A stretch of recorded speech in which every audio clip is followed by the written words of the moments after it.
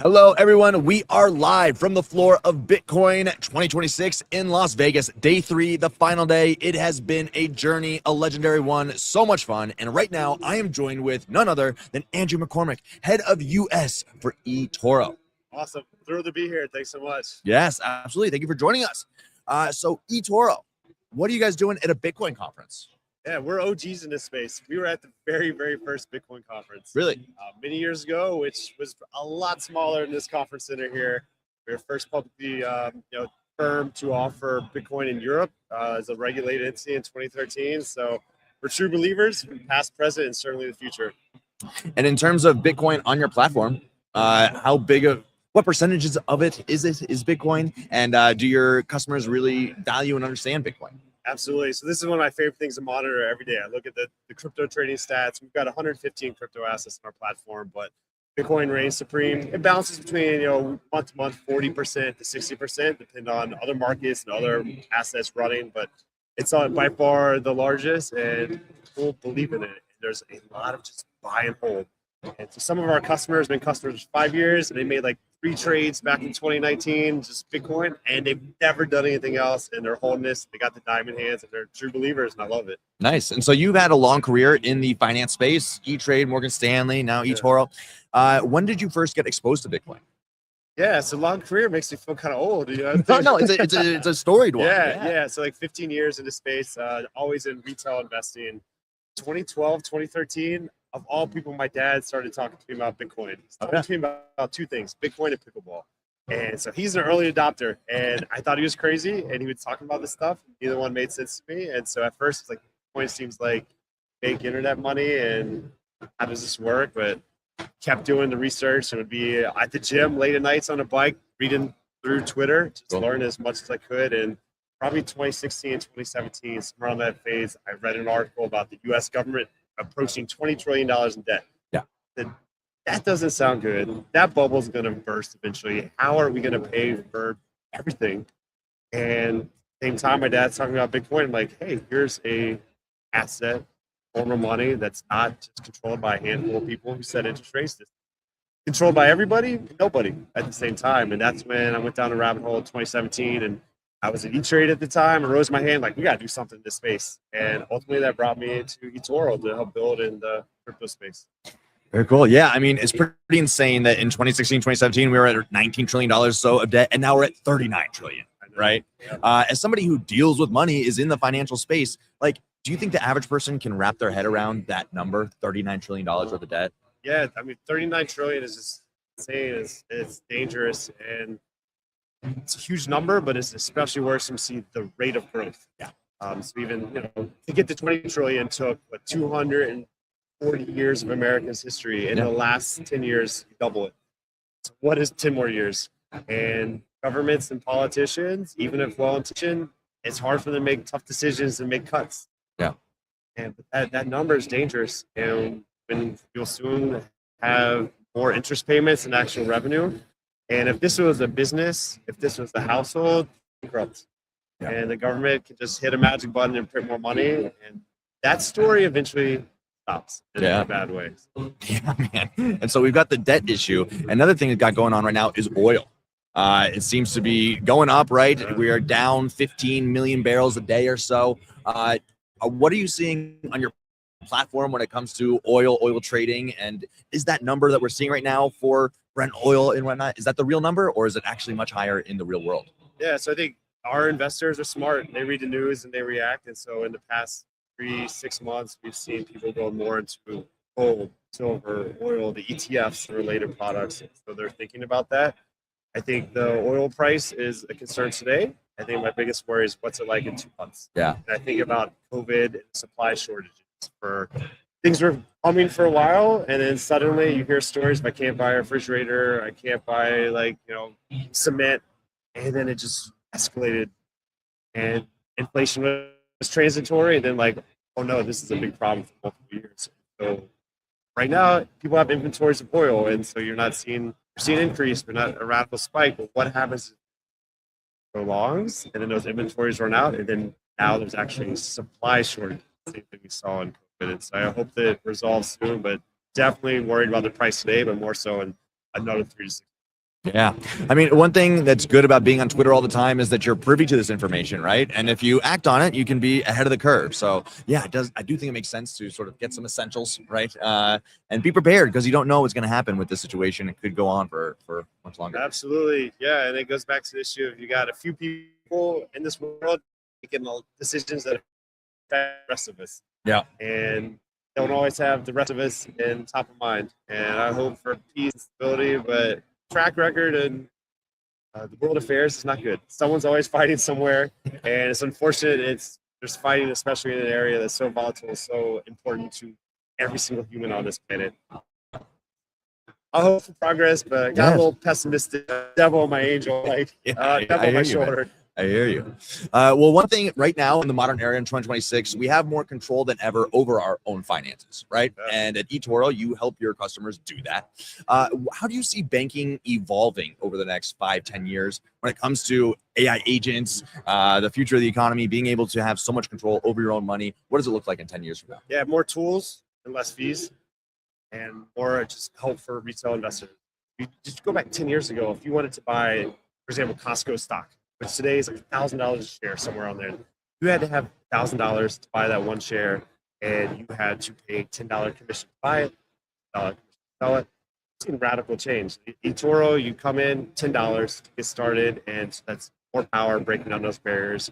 Big banks have no choice but to move into that space. The reality is, like, the next 50 years or so, there's something like 100 plus trillions of dollars moving from older generations down to millennials, Gen X, Gen Z, and do not want to go walk into a financial advisor's office, have meetings, and look at papers. They want to do this on their phones. Banks will become more digital, less fees, more tools, and I think that's a win for everybody. Yeah, absolutely. And there's a presentation yesterday about AI agents using money. How are you guys using AI right now in your business? Yeah, every single day, every single hour. Us as internal employees, like diving into all the tools that make us better, stronger, more efficient. Not to replace people, to just make the workers better and more informed. And we're trying to do the same thing for our customers. So we have AI tools where you can look for thoughts, comments on the market, especially the information asymmetry. It's huge. Most retail investors, we're busy. We're doing life. We're going to work, school, and doing errands. AI on our platform, have tools where you can like get to the news quick and easy. Explain this perspective statement to me. So it's the information. We're definitely looking into the agentic trading piece. We've launched that some outside the U.S. already, and hopefully soon the U.S. where maybe not your whole portfolio, but you have a little subset of your portfolio. Set the rules, set the instructions, let an agent go to work. And I think that's especially important for our tens of millions of users outside the U.S. So if you're trading U.S. listed stocks and you're in Singapore, most of the trading day you're asleep. And if you can have an AI agent executing kind of trades you want while you're asleep, I think that's hopefully a win. Cool. I didn't know you guys have that AI capabilities on your platform. New. Yeah, just last week we announced an enhanced AI like chatbot feature. Yeah, I'm called Tori, and we also announced this idea of agentic portfolios, where not your entire account, but put a piece of your account like over to agentic tools, and we also announced AI developer platform where our users can go and build tools, share with others. And so if you got a great idea, build an app on our platform, and other users around the world can use it as well. Wow, that's amazing. So cool. And so can you like give it a 10K and say, analyze this for me, and pops out? Yeah, absolutely. Yeah, you can do that today and just, hey, here's this 10K, here's this 10Q financial statement, news article, like what's 4-on-1 out of this, like key information. And I think that's so huge because Wall Street has teams of people doing that, the best tools doing that, but normal folks can't read all that stuff. So AI is a huge help in that piece. And you said you actually have agents you can give money to on your platform, and they can invest on your behalf. Yeah, that's something we announced last week, and we're like slowly rolling out country by country. But yeah, where you can have use your portfolio, set the rules, set the instructions, give it your voice, and let it start trading. Wow. Have you messed around with that yourself? I haven't, certainly exploring it. Yeah. I'm a big believer that AI is a tremendous co-pilot. Yeah. I'm not quite ready to hand over the keys a little bit, but that piece of like that subset of your portfolio idea, I think is a unique idea where, hey, maybe if you have $1,000 portfolio, you don't want to put the whole 1,000 in the AI world, but hey, here's $100. Go to town, test it, see how it works, and maybe you grow from there, or maybe say, hey, this is not for me, but just give people that choice. Yeah. It's helpful. So what does this do to financial advisors? Do they even exist in a couple of years from now? That is the big question I'm always wondering. Yeah. You know, like I worked at E-Trade in a prior world, and at E-Trade when it coming about, people thought, oh, there'll be no more financial advisors because everyone's doing this on the internet. 20 plus years later, there's still a lot of financial advisors, but a lot of those people they are managing trillions of dollars of assets in pretty stable products, mutual funds, things like that. And I think with the passage of time, not just AI, just generational change, mobile, digital, people are not going to want to go there the same way. Yeah. So I think that bucket is going to get smaller, and the AI, digital, mobile bucket is only going to get bigger. What is the biggest point of friction for your customers in terms of being more sovereign over their money and having more control over their financial future? What are you trying to unlock for them? Yeah, always about breaking down barriers. So one thing is like getting rid of commissions. Every firm since we've done it now, that's huge. The second is idea of fractional trading. So the Costco example, instead of needing $1,000 to get started, need $10. And third, just choice. Right. So like for example, we have now 115 crypto assets. And like I mentioned before, Bitcoin is the biggest of them all. But love the idea of someone sees something cool on Twitter, like this seems like a cool project. I want to be able to offer it if it's legit and all this stuff. And so breaking down the barriers, AI is going to break down an informational barrier. I think it's just a reality of time. Life is busy, it's hard, it's tough, and you might have these cool ideas, and it's hard to execute. Yeah. And finally, this is like more of a personal story, but every single investment I regret is driven by emotion. So I have my little investment plan. This is what I'm going to do, and I get too excited or too scared. And sitting at the Bitcoin conference every year reminds me when I sold 3 Bitcoin at $3,000 a piece. And I did out of fear. It's like 2018, and we had the big decline. It was a little up. And I was like, I'm going to get out. And now I'm like, wow, I wish I had those 3 Bitcoins. So I think AI, awesome co-pilot to like check you. Hey, does this make sense? No, I think you're like a little too scared here. Like stay to your course, stick to your plan. And yeah, I think there's a lot of great tools out there to just help people in different ways when you need. Yeah, absolutely. And so you just announced this AI stuff. I mean, that's absolutely huge. Are there any other big things on the roadmap for 2026 coming up for eToro? Yeah, so last week also announced we acquired a non-custodial wallet, single wallet. Oh, cool. And so want to dive deeper into the wallet space. At our last earnings call, I think we've talked about we're in the process of getting an advisory license to not just have a platform where people can self-directed buy and sell what you want, but we can actually give people advice. I think one day it's probably AI giving people advice, and like other firms will certainly be in the prediction market space, I'm sure. So it's all about just giving people more tools to help them on their investment journey. Yeah. And that's going to look different for everybody. So we might have 10 tools. You might love one, don't care about the rest. Awesome. Another person might want all 10, but just having that bigger buffet of options. Yeah. Having control over your own money. That's one thing Bitcoiners can definitely agree That is with. what this whole thing is about. Yeah, 100%. Well, Andrew, thank you so much for your time. It's been an awesome conversation. Yeah, thanks so much. Appreciate it. Cheers, everybody. All right, so this kicks off another day of streaming throughout the whole entire conference. Some of the biggest interviews you'll see right here on the stream with the Daily Stack and Bitcoin News. Stay tuned. We got more coming up. Hit it, Jody. Sweet. All right, man. Awesome, man. I appreciate the time, man. Yeah, great.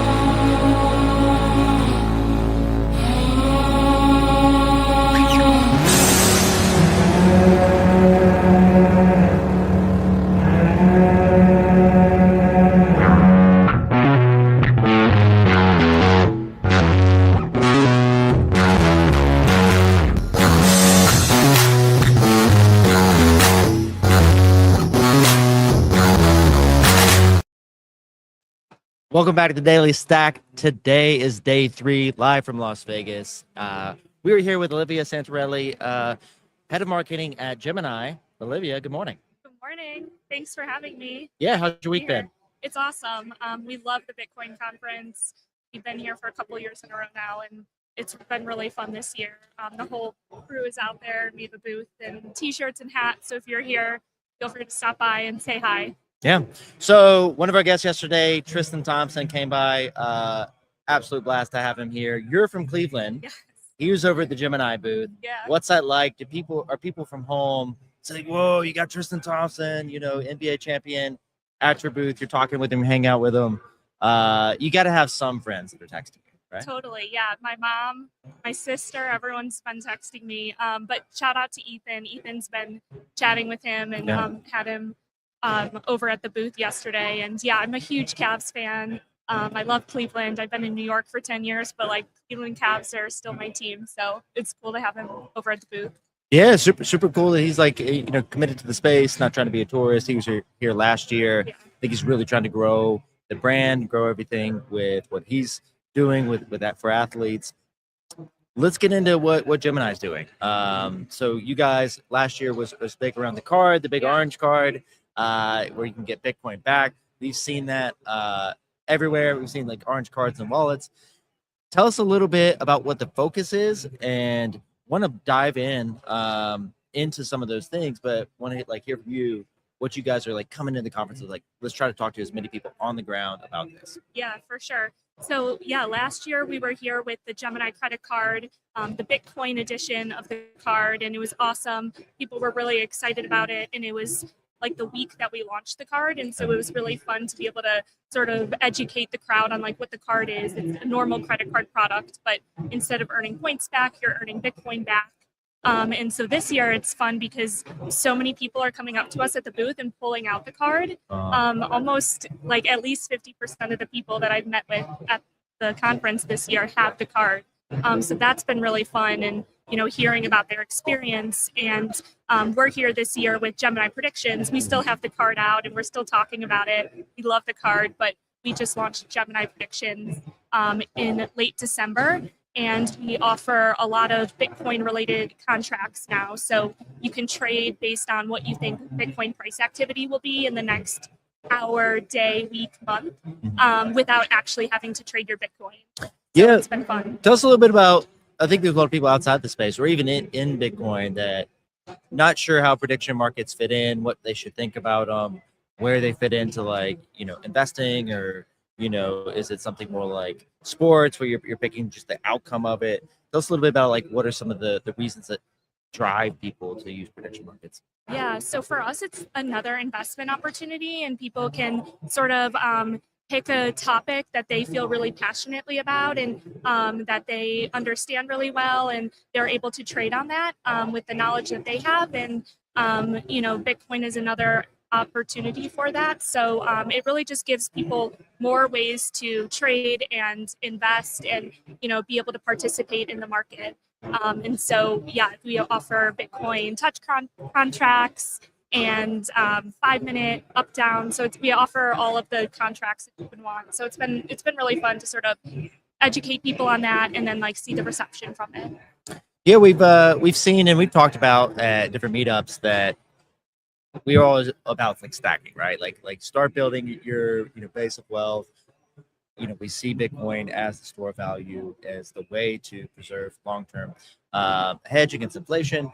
And one piece is that we have people in our meetups that are like very interested in a lot of these things, and they're interested in trading, but we usually talk about like don't trade your stack, don't trade everything you have, like Bitcoin and cold storage. If you have it in a IRA or something where it's tax protected, tax advantage. But I think it's healthy enough if you people now are coming around to it of like, if you're gonna have the itch to want to trade the up and downs, then like have a very set amount, like and go in and have $100, have $1,000. That's a very much smaller proportion of your long-term investments. Go have fun with that and learn from it, right? Like start with E-Trade, I think was big on like paper trading early back in the day, so you could like learn but then there's going to be people that want to participate in the market and see if it goes up and down. They have a hunch or they have information they think is very compelling. But you really need to learn that, because unless you feel like the emotions of it, you learn that, and so much of investing is emotions and how to control those, that you're not really going to be able to handle the big decisions later when it's say, oh, I need to, hold on through the down cycle, or I need to, maybe reduce a little bit on the top if you're trying to buy a house, or, find other ways to use, your Bitcoin in the future. So I do think it's super interesting from that regard. What have you seen around like the psychology of people that have Bitcoin, they hold it, like majority of it as their investment, but then they get into prediction markets? Exactly that. It's people who are holding Bitcoin and then just want to like be able to trade on another avenue for it. And so now it's like really cool. You can sort of buy the underlying asset, you can earn the asset through the credit card, and you can trade based on like what you expect the price activity to be in the next month or so without actually selling your Bitcoin. So you can sort of do it all on Gemini. And so that's been really fun, and people can sort of pick which avenue they want to go down, or do a mix of all three. I have a recurring buy, and then I'll also sort of trade on the Bitcoin weeklies as well, and I have the card. And so you can sort of do a little bit of all of them if you want now. Yeah. So we're obviously a live stream, and we talk about, live content, being, anti-AI in a sense of being authentic and people like resonating with it. We were just talking about, I dove in on a Friday night. I was working a little bit, and then saw a guy from your team on the Gemini live stream just doing a PC build. Yeah. And, very casual. I think he had his iPhone up there, just sitting there, and in like a conference room table. It's 7 or 8 p.m. in New York. I'm on the West Coast, so it's just 4 or 5 p.m. And he's just building a PC, and he really didn't have a great idea of all the parts, but he was technical. Like, he could understand how, like, he's built a PC before, but like he's picking up parts, and he's like, oh, this is way more complicated than I thought. Like, I need to take out all these tabs. And the fan. Yeah. I feel like the fan piece was the most technical part of it. Yeah, and just encountering this. But I thought it was fascinating. And I think it was really captured pretty well. Oh, this is what people should do. This is what brands should do. And it's not like Gemini is going to get into the PC building business, but showcasing your employees in many ways. Like, look, here's some stuff we do on the side. And I think there's so much of that we see in meetups where it's Bitcoin related, but they want to talk about Umbrel. They want to talk about running a node. They want to talk about some of the OpenClaw setup stuff that they're doing that's related to Bitcoin, but like a little bit more adjacent. Yep. Yeah. We were saying this before we went on. Austin is awesome. He sort of built out our whole live stream program at Gemini, and he's just really like, he just has fun ideas, and it's like, cool, if you want to build a PC, do it. He did a 48-hour live stream in our office for charity, and so we had an 8-sleep bed donated, which is really cool. And so it's just like any idea that he has or the team has. Live streams are just like a really fun way to sort of connect with people. And you said in the age of AI, it's like the more organic content or like the real conversations. I want people to be able to like sort of showcase that on the live streams. So I wish Austin were here chatting too with us. What's next? I feel like the team is going to see me on a live stream and be like, oh, this is different. I'm not usually on the live streams. Yeah. So what's going to be next? Like, what do you think is, you don't have to get shared if it's a surprise, but what's going to be some fun topics you think you can get Austin's going to come up with, or you join Austin and could do? Oh, that's a good question. We have a lot coming up with prediction markets and different types of contracts that we're launching. And so and different features that we're rolling out for it. So I think a couple of the live streams coming up are definitely going to be more predictions focused and more about just like the different new types of contracts that we're listing that we're excited about. Yeah. So almost live trading, or at least go through it, build a portfolio. We'll have to tune into that. What have you been surprised about the conference? What's been something you've seen? I know you've been at the booth and talking to people nonstop, so you haven't had a ton of time to explore, but have you found something new or surprised you this week? I haven't done a lap yet. I have to do a lap before the end of the day. Last year, it was so busy also that I didn't even get a chance to do like a lap around the conference. So I have to do that this year. But I think the most surprising thing is just like people sort of, people coming up and having the card already. That's been really fun to see. I think everyone's been excited about prediction markets and really sort of sees it as being another opportunity or an avenue to sort of invest in Bitcoin. And so that's been really cool to see.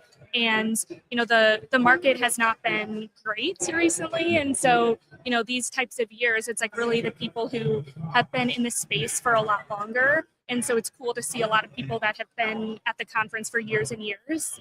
And so, yeah, that's definitely something. Whereas last year, there were probably a lot more people that were like newer to Bitcoin. And because the market was so strong, and this year with it being maybe not as strong, it's like, a lot of people who've been in Bitcoin through a lot of ups and downs in the past. Yeah. And I think this is a great time to like not have the noise and not have people, we don't have JD Vance here, so we don't have, the Secret Service. I was like, right. For a second. Secret Service isn't here, so there's a little bit less of just like the noise and like the structure around it that you would have with such a big, obviously like a sitting administration member. And it's really nice to be able to connect with people. I feel like I've been able to see a lot of people that I know, and they can come up to me or I can go up to them. And if you're packed, because everyone's trying to see one person, it's really hard to do. If you go to the Masters and you try to go see Tiger Woods, historically you can't even get in the first like 5 to 6 rows. Right. And so it's amazing when you can go like practice round and you can just walk up and you're on the front row, and then there's not the noise of it. And so I feel like conference has been great because of that. Totally. Taking advantage of just like the less busy times to make connections with real people that you hopefully see in the future, because that's going to be the things that bring you back is the friendships and connections that you make. Totally. And yeah, just being able to actually like talk to customers and, if they have any issues with the app or if they're trying to trade and want help, or, like having the longer conversations this year, whereas last year I feel like there were just so many people that you couldn't necessarily like have as long of conversations. And then seeing them come back this year, with the card, being able to talk a little bit longer has been fun. Yeah. Yeah. Fun to have people like come back and say, hey, here's the card. Maybe next year they'll do prediction markets and they'll say, hey, like this is my account. This is what we've done. We're excited to learn more. I'm like selfishly a little more excited about the PC builds and the live streams and seeing what Austin's going to do. I just think it's fascinating. And I think it's super creative because it's something that's like, there's a ton of AI slop on the timeline. You see it every day. You're on Twitter. And we want to find more ways to like, oh, look, this is really cool. This is like shows a unique element of your team. We're going to have to start doing like PC builds or something and get Austin to come on ours as well. Oh, totally. You would love that. Yeah, it's so important for us. I think like we just love the community aspect. That's always been my favorite part of my job. And like the work that we do is really like getting to know the people that are on the platform or on social media and having the conversations and like being sort of like one-to-one or one-to-many on a live stream. That's always been my favorite part of marketing and my favorite part of the Gemini brand, and something that we're really focused on now this year again is just really like having that organic community and really being like real and authentic with people. That's sort of like my favorite part and something we're going to continue to build out. So I'm glad you saw that. Yeah, we love it. Yeah. So, Olivia, really appreciate you stopping by. It's been a great conversation as always. Stop by the Gemini booth nearby, talk about prediction markets, and maybe you might see Tristan Thompson. You're not going to miss him if he is there. And yeah, really appreciate it. Thank you so much. Thanks for having me on. This was a really fun live stream. So this is fun. Of course. Austin's going to be proud. Yeah.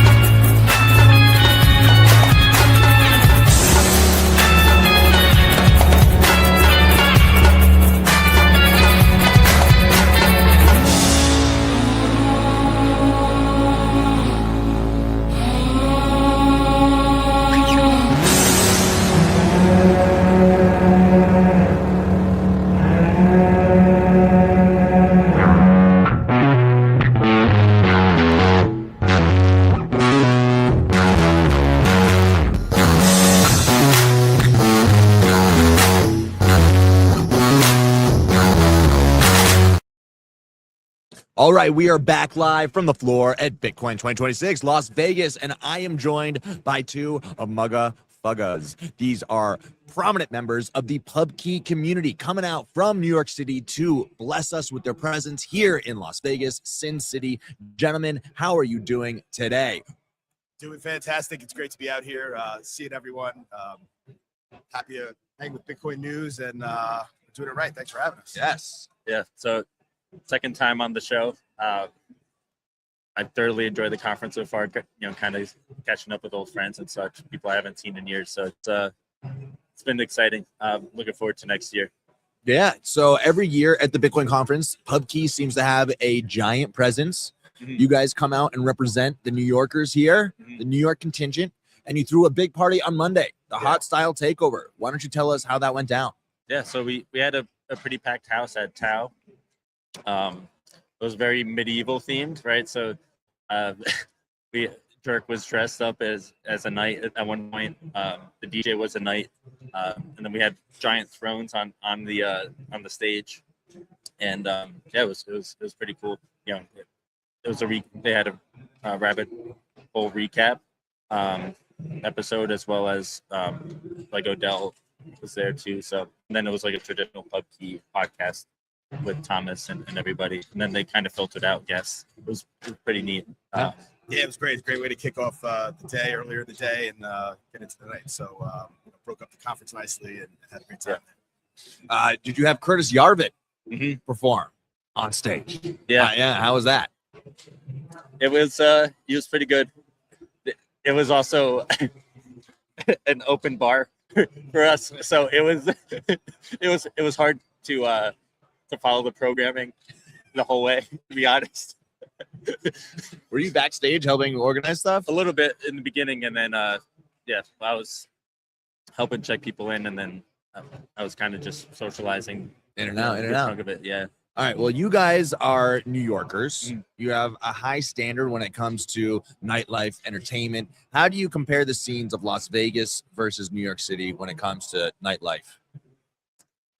That's a good one. I mean, for me, I'm getting older now, so nightlife is wife and kids back home. But I mean, you're in Vegas. When in Vegas, you gotta do it Vegas style too. So getting after it a couple nights and just been having a great time. So.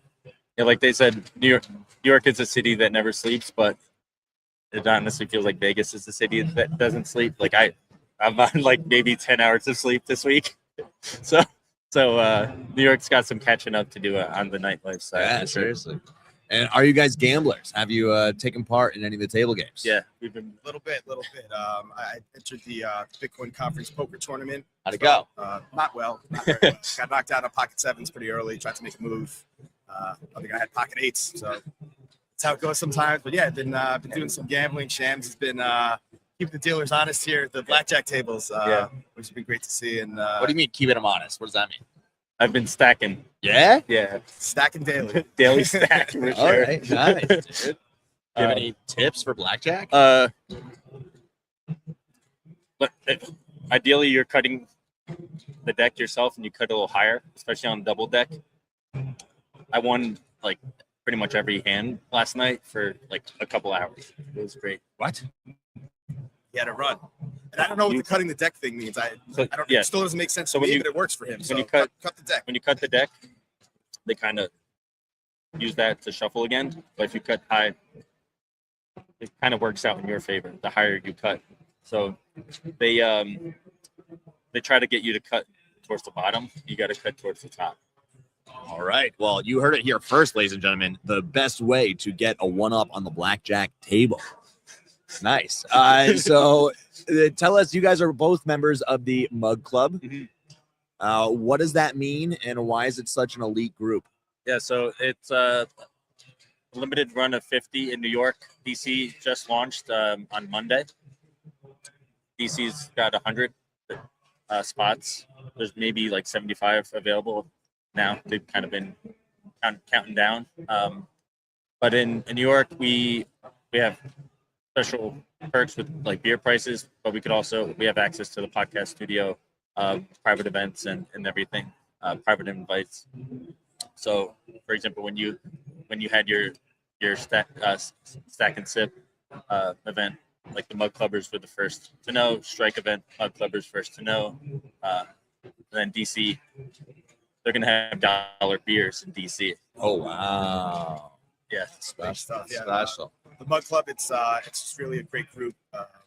And I've been telling everyone I'd like to come to places like this, hang out with you guys. I'm done orange pilling people, so I want to hang out with the people who get it, and PubKey, everyone, or a lot of people, all the motherfuckers get it. So it's a really good time, and yeah, I mean, all sorts of events. When Strike was there and Jack, I snuck in. I was sitting at their table and hanging out with their team for a while, and it's just a lot of good stuff. Really great time, and I got to get down to DC too. I haven't been to DC yet, so that's on the list. All right. Well, speaking of DC, the last couple of years, there's been a lot of political people up on stage here at the Bitcoin conference. Well, we might have one of those political people right next to us, sitting right here. Our man, the Bitcoin lawyer, is running for Congress. Lawyer guy running for Congress, New York 1, running as an independent, occupying the news center, and need more Bitcoiners in Congress. And I'm going to try to look out for my community, not report to any political party or authority figure, and just try to get deals done. I'm a deal lawyer. That's what I do, and got a lot of good experience there. And trying to carry that forward and do good things for the country and my community. So that's the plan. Trying to Is- make it valid. Is Bitcoin on your platform? It's on the platform. It's on the platform. It's not number one. Again, it's more of a soft orange pilling, but it's there. I mean, and you know, the way I'm looking at it, I'm a Bitcoin maximalist, but you know, Americans should have the freedom to choose their own money. So that's what it's about, and you know, see what we can do. Let's go. All right, boys. Well, it's been an absolute pleasure to speak with both of you here. Got a PubKey representing live in Vegas. It's been awesome. We got Kyle on the machine, and we are going to take a brief intermission before we continue on with our interviews with the top guests, the top names in Bitcoin coming through right here on the live desk of the Daily Stack. Catch you soon.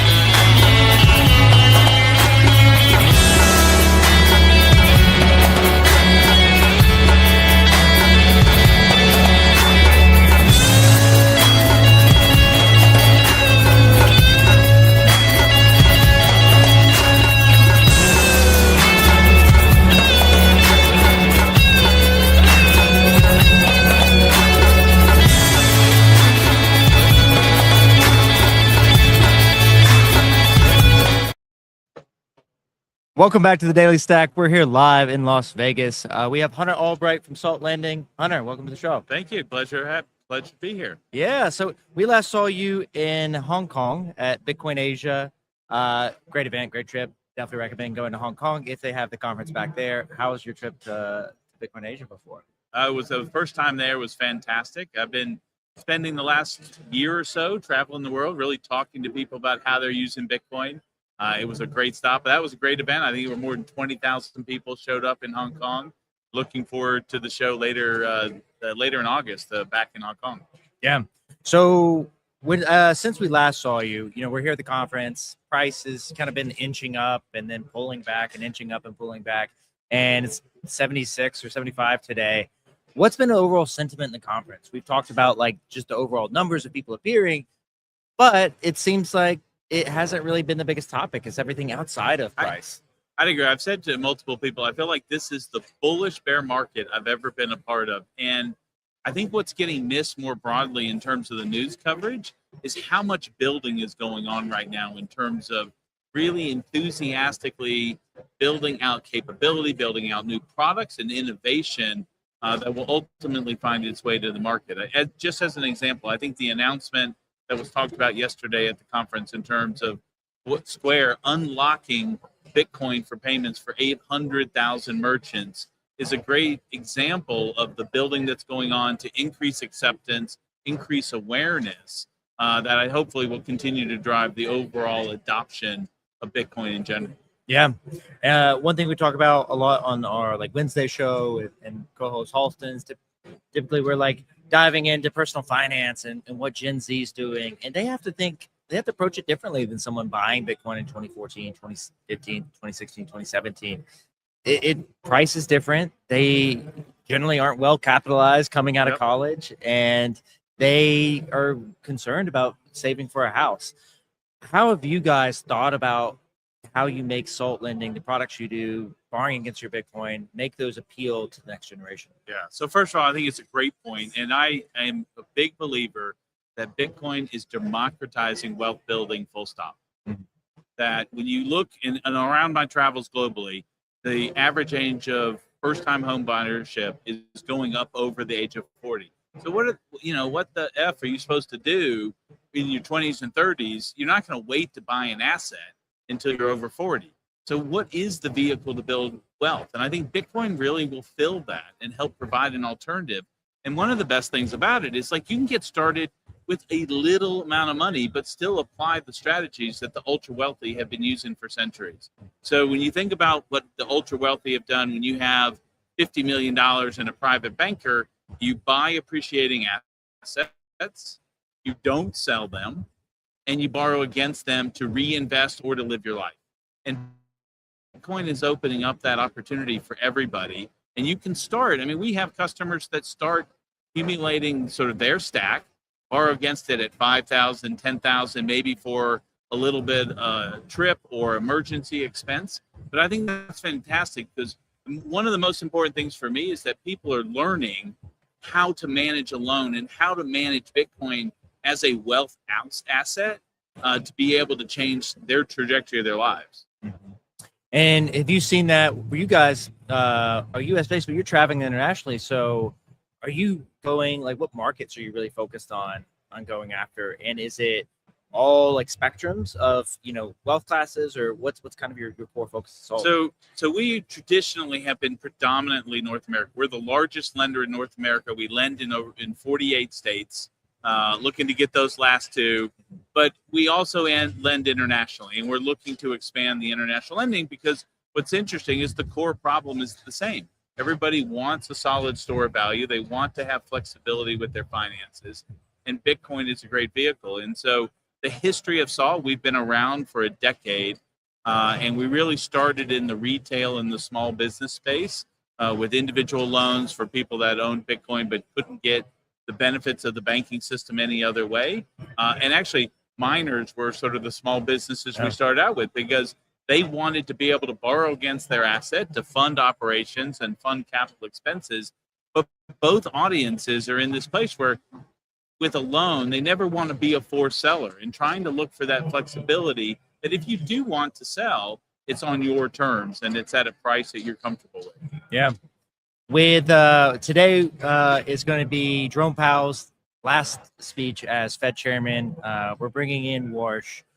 What is your outlook generally? And you don't have to be a macro expert, but what generally is your outlook kind of rest of year? Do you think the oil shortage and the deposit of shipments of oil going through Hormuz is really going to slow us down, or like what's your sentiment? So I try not to get overly worried about sort of the day-to-day Bitcoin price. I do think from a macroeconomic perspective, the uncertainty is having everybody sit on their hands a little bit more.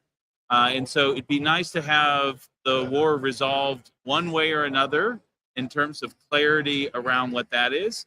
I think that we have favorable sort of tailwinds when we think about the regulatory environment, both with the Clarity Act appearing to be in a position to get passed hopefully in the near future. We have sort of a favorable sort of Fed chair coming in terms of his outlook of Bitcoin and crypto. I think even small things like the $300 sort of de minimis tax proposal that's out there. So if you use Bitcoin to make purchases below $300, you don't have to pay tax on it. Like I'm a big believer. It's like you've got to use Bitcoin to understand it, and then you can say, I don't want to spend any more of it once I sort of understand more about how it really works. Yeah.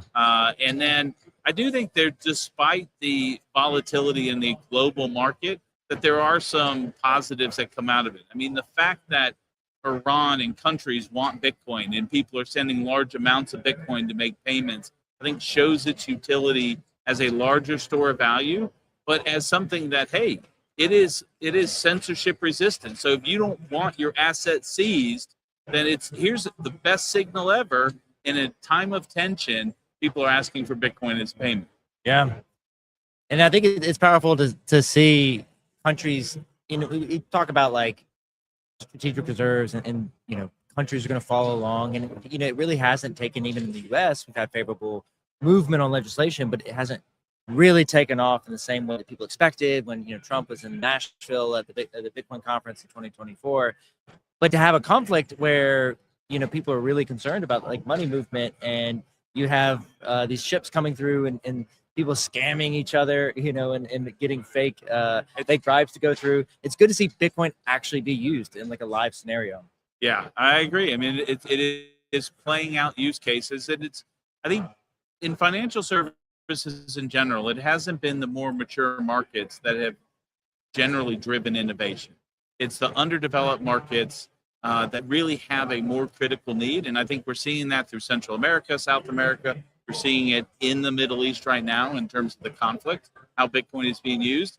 If you want to move a lot of money, you're not going to do it in gold, right? You just can't get the transportation, let alone anything else. And so can't safely transport on a ship these days. Yeah. And so it's like you don't want to risk being sort of the pirates or just having the ship sink. So I think there's some utility in terms of the use cases that are playing out in this sort of highly sort of attested situations that I think we will look back overall in terms of being a real indicator of the strength of the asset class globally. Yeah. So what's next for you guys this week, or for SALT in general, coming out of this week? So I was just on a panel with CJ, and we were talking about sort of Bitcoin-backed lending and home mortgages and home ownership. We had CJ on Monday. Yeah. Yeah. And so, he's doing some great stuff. The big thing for us is we're focused on really taking out the volatility of Bitcoin-backed lending, just like Strategy is doing with fixed income instruments. So if you think about digital credit being fixed income on one side and liquidity on the other side, we are innovating and bringing out new products. We have a product called Salt Shield, as well as stabilization, where it's helping take the volatility out of borrowing. So as an individual borrower, you don't have to worry about your LTV as much, and you get into a place where you can take advantage of the value you've built up in your Bitcoin and then manage it based on your own risk profile and preference. Mm-hmm. So that is actually a big topic. We had Fong Lee on here to close out the day, is thinking about volatility, the options market. We talk about options, a fair amount on Tuesdays. We talk about like public equity markets, but then he's like, yeah, we actually spend a ton of time talking about stripping away that volatility. So that's something you guys are shifting towards, which I think is very interesting. Instead of just having like a treasury company, like, hey, let's build some of these products that can help people if they're not ready to have their net worth fluctuate so much throughout the day. Yeah, I mean, look, I think what Strategy and Fong and Sailor are doing are great in terms of allowing a different entry point into exposure to Bitcoin, but it's not owning spot. So you give up. And look, I mean, we have customers that are taking out loans against their Bitcoin and going and buying Stretch. Yeah. For, in terms of building this asset-based income stack as a way to do that. And I think that's interesting in terms of people playing. But also, once you own the asset, you own spot. You have a lot of flexibility about what you can do with it. And so, we want to take out the volatility alone so that people can think about borrowing against their Bitcoin, producing assets like rental apartments or just retirement. You don't want to have to worry about sort of losing your stack in terms of the LTV volatility if you're trying to retire on it.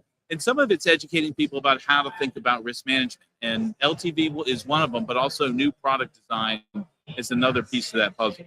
Yeah. So you have to keep us posted on that, because we are diving in a lot on Wednesdays to Stretch and Strike, and also SATA that's coming from Strive. Yep. And Jeff Walton was on here on Monday as well. So there's a lot to unpack, and I think a lot of people want to talk about it and figure out what's the right mix for them if they want to go that route. And a lot of times it's people are looking for income these days, and unsure about how AI is going to disrupt the job market. It's going to be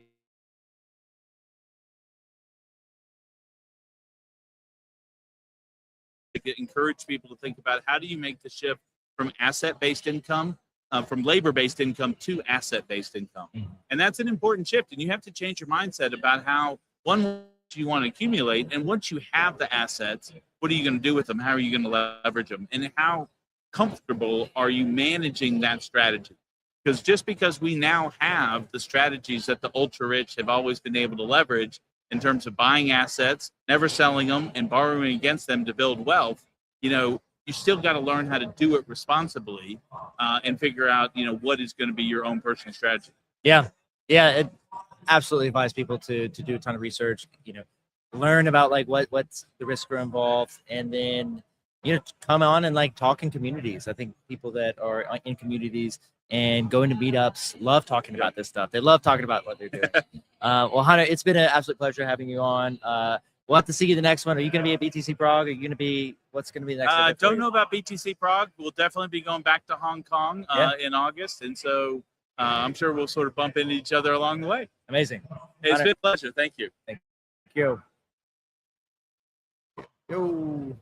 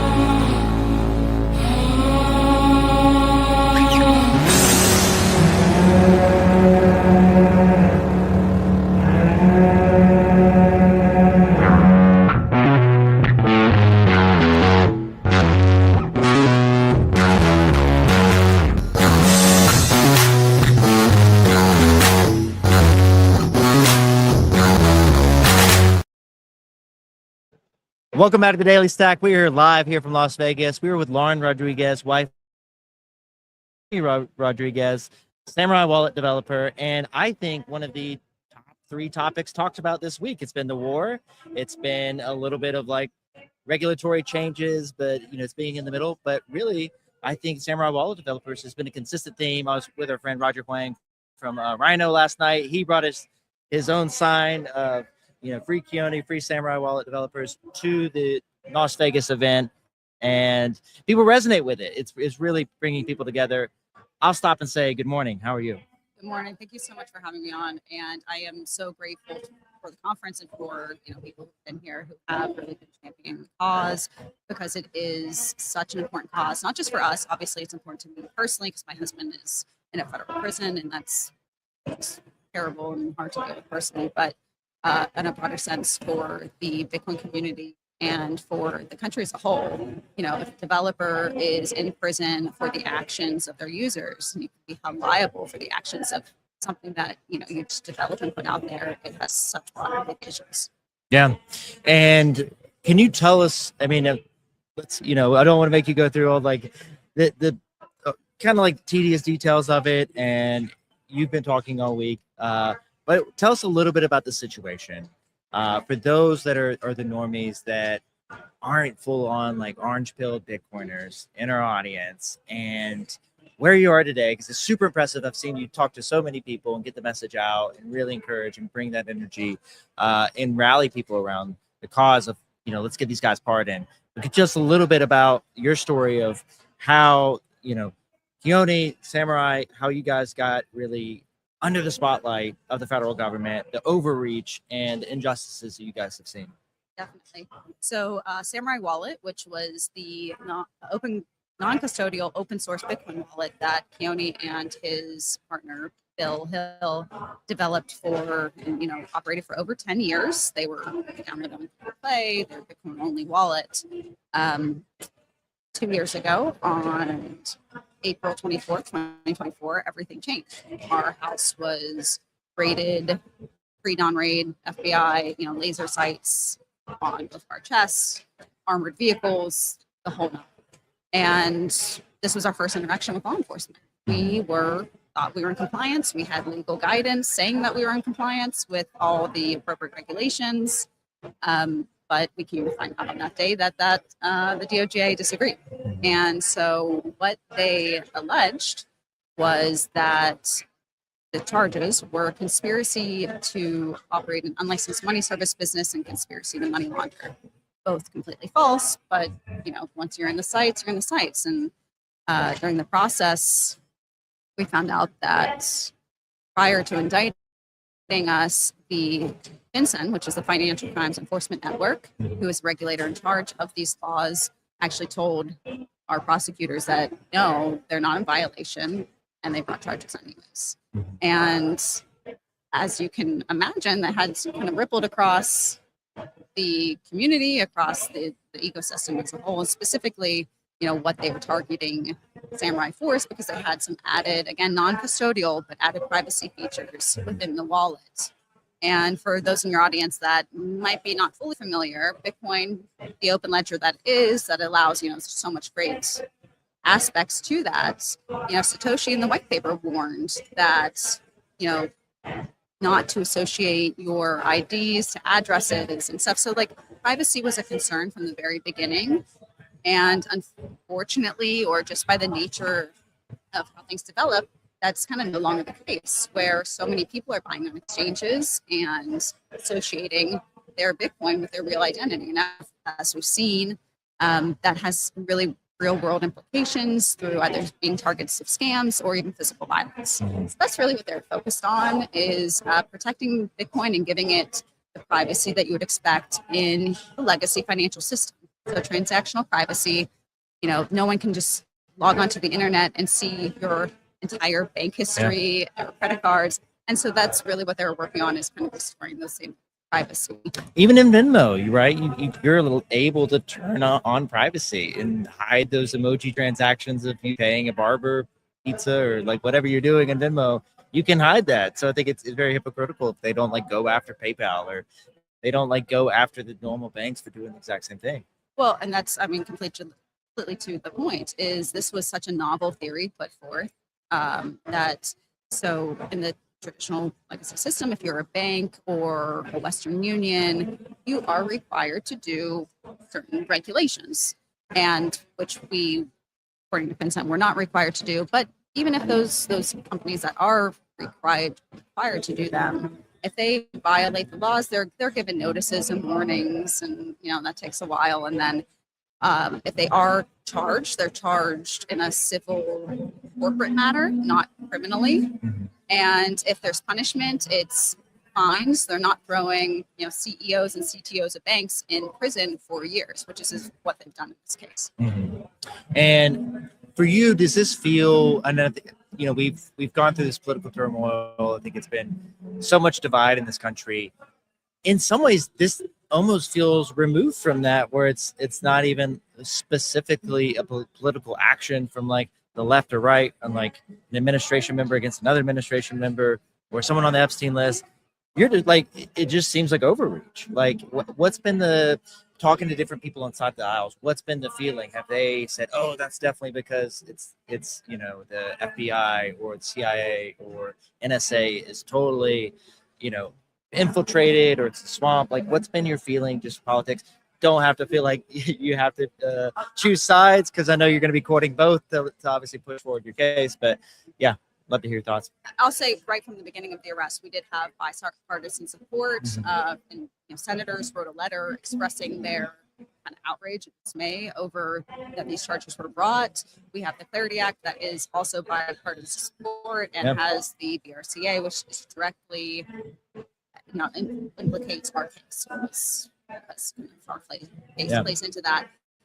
However, and this is where I will get political, these charges and a lot of the other crypto charges and cases were started under the Biden regime because people such as Elizabeth Warren hate cryptocurrencies, hate any kind of freedom money, and I disagree with all the reasonings that they list out. I think more freedom is better, and so unfortunately these things have become political because of people's stance like that, and they shouldn't be, right? Bitcoin's open for everybody. Everyone, in my opinion, deserves freedom and deserves what Bitcoin has to offer. Yeah, and I think we see just there's the scale of what goes through where ideas of having huge Russian oligarchs laundering money, that you just don't see that type of liquidity out there. You don't see that type of exchange happening. We've been so excited to see, Bitcoin as a medium of exchange in the Hormuz Strait and really being used in that use case, really taking off of countries paying and settling, debts with each other, paying these bribes to get through the Hormuz Strait. But the reality has been, and especially if this, when the arrest happened, there just wasn't that large amounts going through, right? And it seems like such a big response for a nothing burger, you would think. You're completely right? The biggest money laundering tool is still the United States dollar. Yeah. But on top of that, this is the same tactics that people use to go after kind of new technology or even guns. They take a small percentage of criminal use that we are all against. Like, no one's in support of scams or these things that are harming people. Like, we don't want that. We don't want that. It's a bad name for Bitcoin. Like, we want it out. Yeah. But they point to this very small percentage of use to target the ecosystem as a whole. So, someone does something bad with a gun. Unfortunately, that is the case, but it doesn't mean that our Second Amendment rights. Yeah. Last night we interviewed Afro Man. It was Rob and Avi went to Afro Man's house, and we interviewed him, and a very similar individual case of just pushing back against the overreaching state, which is, did you ever think growing up you would be in the similar situation and put in the same context as Afro Man? Not at all. I mean, I'm honored because he is amazing. Like, how, who wouldn't love that? But I mean, just, a few months ago, I was a housewife. Like, I've even through the court case and stuff, I kind of held back from kind of being limelight because I was hopeful that it would resolve it, because it's an injustice, and right, our justice system is supposed to not allow that. Yeah. So I've definitely been thrust into it, but I'm grateful for the opportunity to speak out, because if it wasn't like it's my husband, Yeah. and I want to speak out on their behalf, and not just theirs. There's several crypto prisoners that are, as Lynn Albrecht said in our talk, prisoners of war. They're prisoners of the war on crypto, and they need to be freed. Yeah, and I think making the case, telling the story, talking about the why behind it is so crucial for getting people to care, right? So many things people like have a hard time caring about because there's so much new information and content and AI slop out there, and you really have to go converse with people and get on stage. And we've talked about this week, consistent theme is just being in person and in-person events, and encouraging people, even if you're not making it to the conference, you don't want to fly to Vegas, go to your meetups. And there's a good chance going into the meetup that someone's going to bring up the situation. When Efrat, that well, was in our meetup, people talked about Bitcoin price for maybe 5 minutes, but then we're getting into everything from Assad to October 7th, getting into her really battle with the Israeli government. And it was really compelling. And you have this mixed group of independent, libertarian, mostly people inside of our Ben Bitcoin meetup. They were really resonated. They were enthralled by it because it was like, oh, this is a very new Bitcoin story. This is a new conversation. So that's the kind of thing that, consistent theme this week is just the human interaction, these conversations. So really, really impressed by what you're doing, getting out there and share the message. What else should our audience know to help support, to help further along, to help petition the case? Yeah. So first thing is, if you heard this story and you're like, wow, that's outrageous. There is stuff you can do. Your voice matters as a normal Bitcoiner, normal person who cares about these things. You can go to billandkeone.org. That's BILLANDKEONNE.org. And there you can find links to sign the petition and donate. We are millions of dollars in debt, and that's it's a hard thing to get up and ask people for money, but unfortunately that's the point I am in my life. In addition to that, tell people. That's the biggest thing, is that I think the administration needs to see that people, voters, care about this. So post about it, tell your non-terminally online friends, just get it out there. I'd be so grateful. I appreciate everyone, as you said, meeting people in person. This has been such a great experience. The kind of love in the Bitcoin community that everyone's, I think sometimes kind of being online, but in person, it's so great. And it's such a great vibe. So, thank you in advance. And, I just really appreciate it. Yeah. Shout out to Rob Wallace. Our first SAC giveaway. I think our code was Samurai. So we do Friday stack giveaways. We get people sats out of our wallets. You're not giving us any sats. We're giving you sats. And our first code was Samurai because that story just came out. And so Rob was like, we need to talk about this today. So shout out to our co-host. And Lauren, really appreciate you coming on. It's been a pleasure. Keep fighting the fight. And for the audience, get involved, tell people and then donate. And, let's make this a good precedent going forward. Thank you so much for having me on. It's a real pleasure. Thank you, Lauren.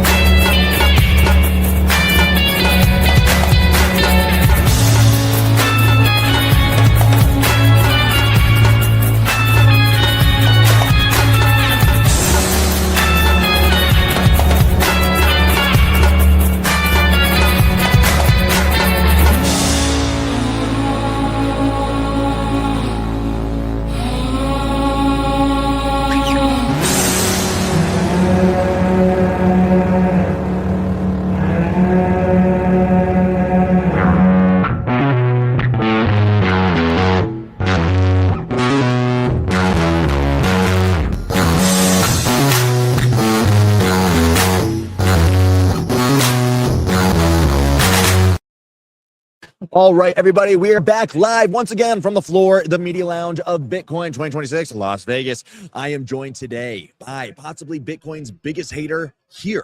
I can't believe it, but Mr. Walter Peck himself has decided to join us. Mr. Walter, how are you doing today? Thank you. It's actually pronounced Walter. Walter. What? Her, yes. Please pronounce the H, sir. Well- He, him, they, us. Thank you. Walt, her, he, him, they, does. Got it. Okay, so what was this? You have just stormed onto the scene as one of the biggest haters of Bitcoin on the X platform. Just tell us, why are you here at Bitcoin Las Vegas? Well, first of all, I don't know if I'd call myself a hater. I'm a bringer of light to the ignorant. I've been invited by Benjamin Perrin, aka BTC Sessions, the BTC standing for Bitcon, but Bitcoin, I'll call that. And he's invited me to come and take part and see what they're doing here. And I just wanted to share about his Bitcoin, or Bitcon as I call it, like anybody else. I'll have you know, I've even created my own wallet, as they call it. You can see it here. And I have my seed phrase, as they say right there. And that's it's great. So I know what I'm doing, and I think I can expose the Bitcoin for what it actually is. Wow. Okay. So you want to expose Bitcoin as a big con. Tell us, what is your background? What makes you such an esteemed person to have such opinions about this $1.5 trillion asset? Well, I do have 7 college degrees. I work for the Committee on Environmental Racism Denial. So I'm somebody who is worldly. I read a lot. I read many articles in the New York Times from all different political perspectives, from Thomas Friedman all the way to Paul Krugman. So I feel like I have a great deal to offer here. And I can tell you that I don't know what your game is here with Bitcoin, but the dollar works great. Everybody uses it. And you don't need to self-custody, as they say, because all you need to do is trust the greatest entity we have, which is the United States Federal Reserve. All right, there's a lot to unpack there. So you are an expert in environmental racism. Environmental racism denial. Denial. Yes. Okay, and how does that relate to Bitcoin in any way?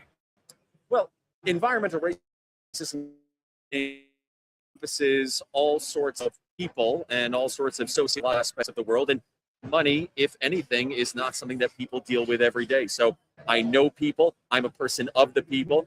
You can even see I have taken off my cufflinks today to show you that I am a man of the people. I'm one of you, just like anybody else. So I feel with my degrees and my knowledge of people in general, I'm very prepared to comment. Yeah, it's very clear that you have the credentials. There's no doubt about that. You are a very credentialed individual. But does that really give you much real world experience? What brought Bitcoin on your radar, and why do you take such a big stand against it? Well, my good friend Elizabeth Warren has been talking about this for quite some time, and I've noticed that there are people, what they call opting out of the dollar. Reality, it is financial terrorism. They are leaving the United States dollar system to use, putting our country at a disadvantage and taking wealth from people who may not realize they're giving it away. You know, I just saw there's a booth here called Citizen X, where they are encouraging people to get passports for other countries. And I can only assume it's to hide their taxes. You Bitcoin people talk about wanting to get rid of government debt and the finances, and yet you are taking your tax dollars away from the state. What could be any less financially conservative than that? So you sort of confuse me here, because you an empire, yet at the same time you're Law and order. I am pro the order. I am not a Republican. I am not a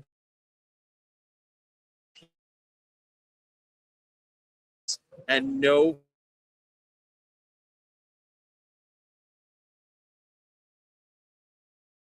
coin conference. A better world, and you just think that they're all liars? No, I think they are being taken, and I'm here. You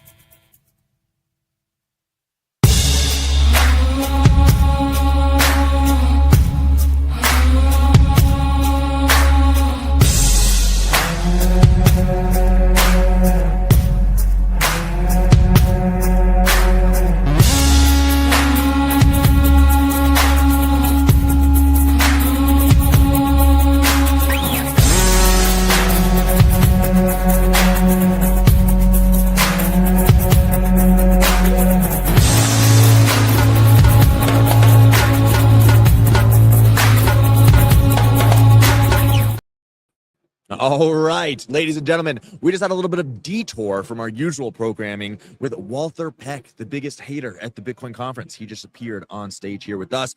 But now I'm very grateful to be joined by a huge Bitcoin advocate, somebody who's been in the game for a long time, a man from the Unchained Capital Group, Trey Sellers. How you doing today, man? Rob, man, it's so good to be with you. Yes, absolutely.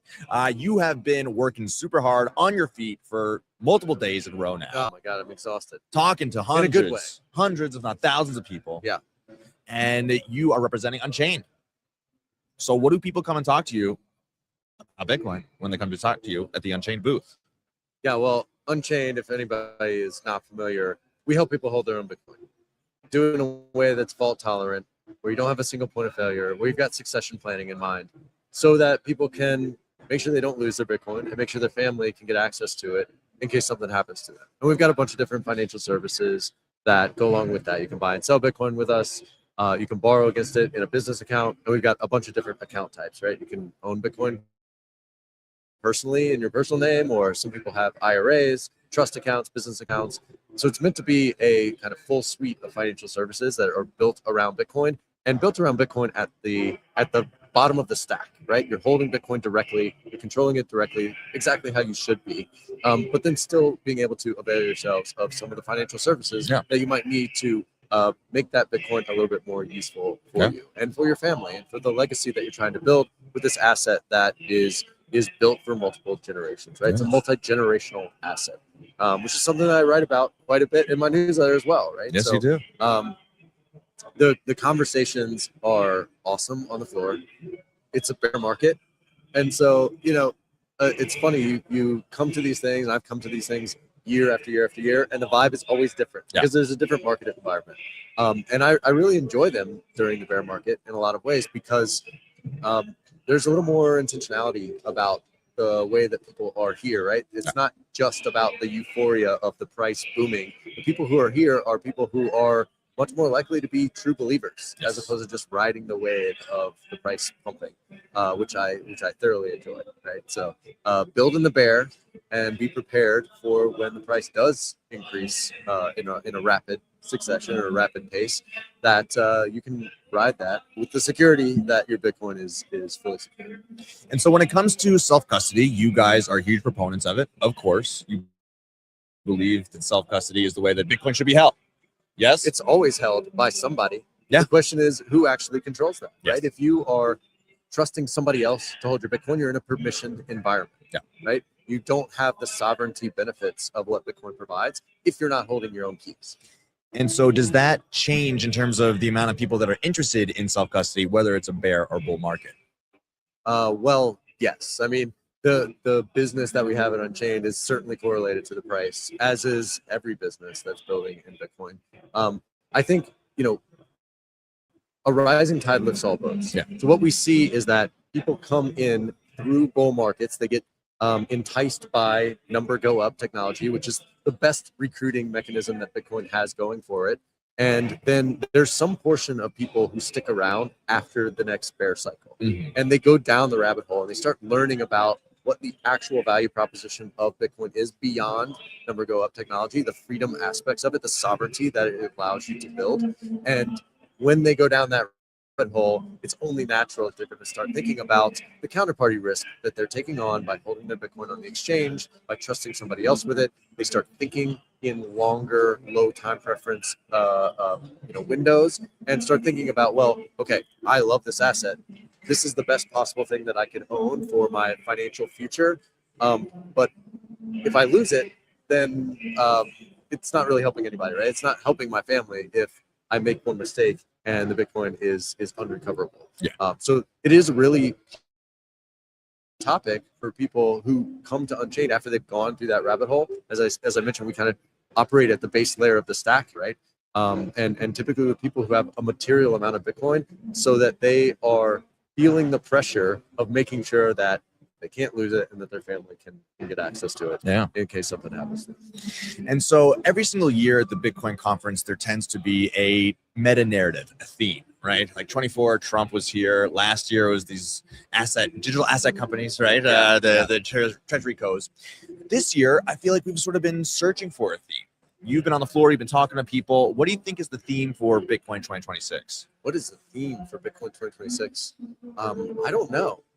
I feel like the narrative of Bitcoin is a little bit fractured, Yeah. right? You're absolutely right that last year was a lot about Bitcoin treasury companies. I was out here in Vegas for the strategy conference, and it was a great conference. Like I've been to that one 4 years in a row now, and but the conversations and the presentations that were on stage were all about STRC. They were all about these derivatives or these things that are not Bitcoin, but that perhaps provide some value to people who are thinking about their finances in a holistic way, and still want to remain in the Bitcoin ecosystem.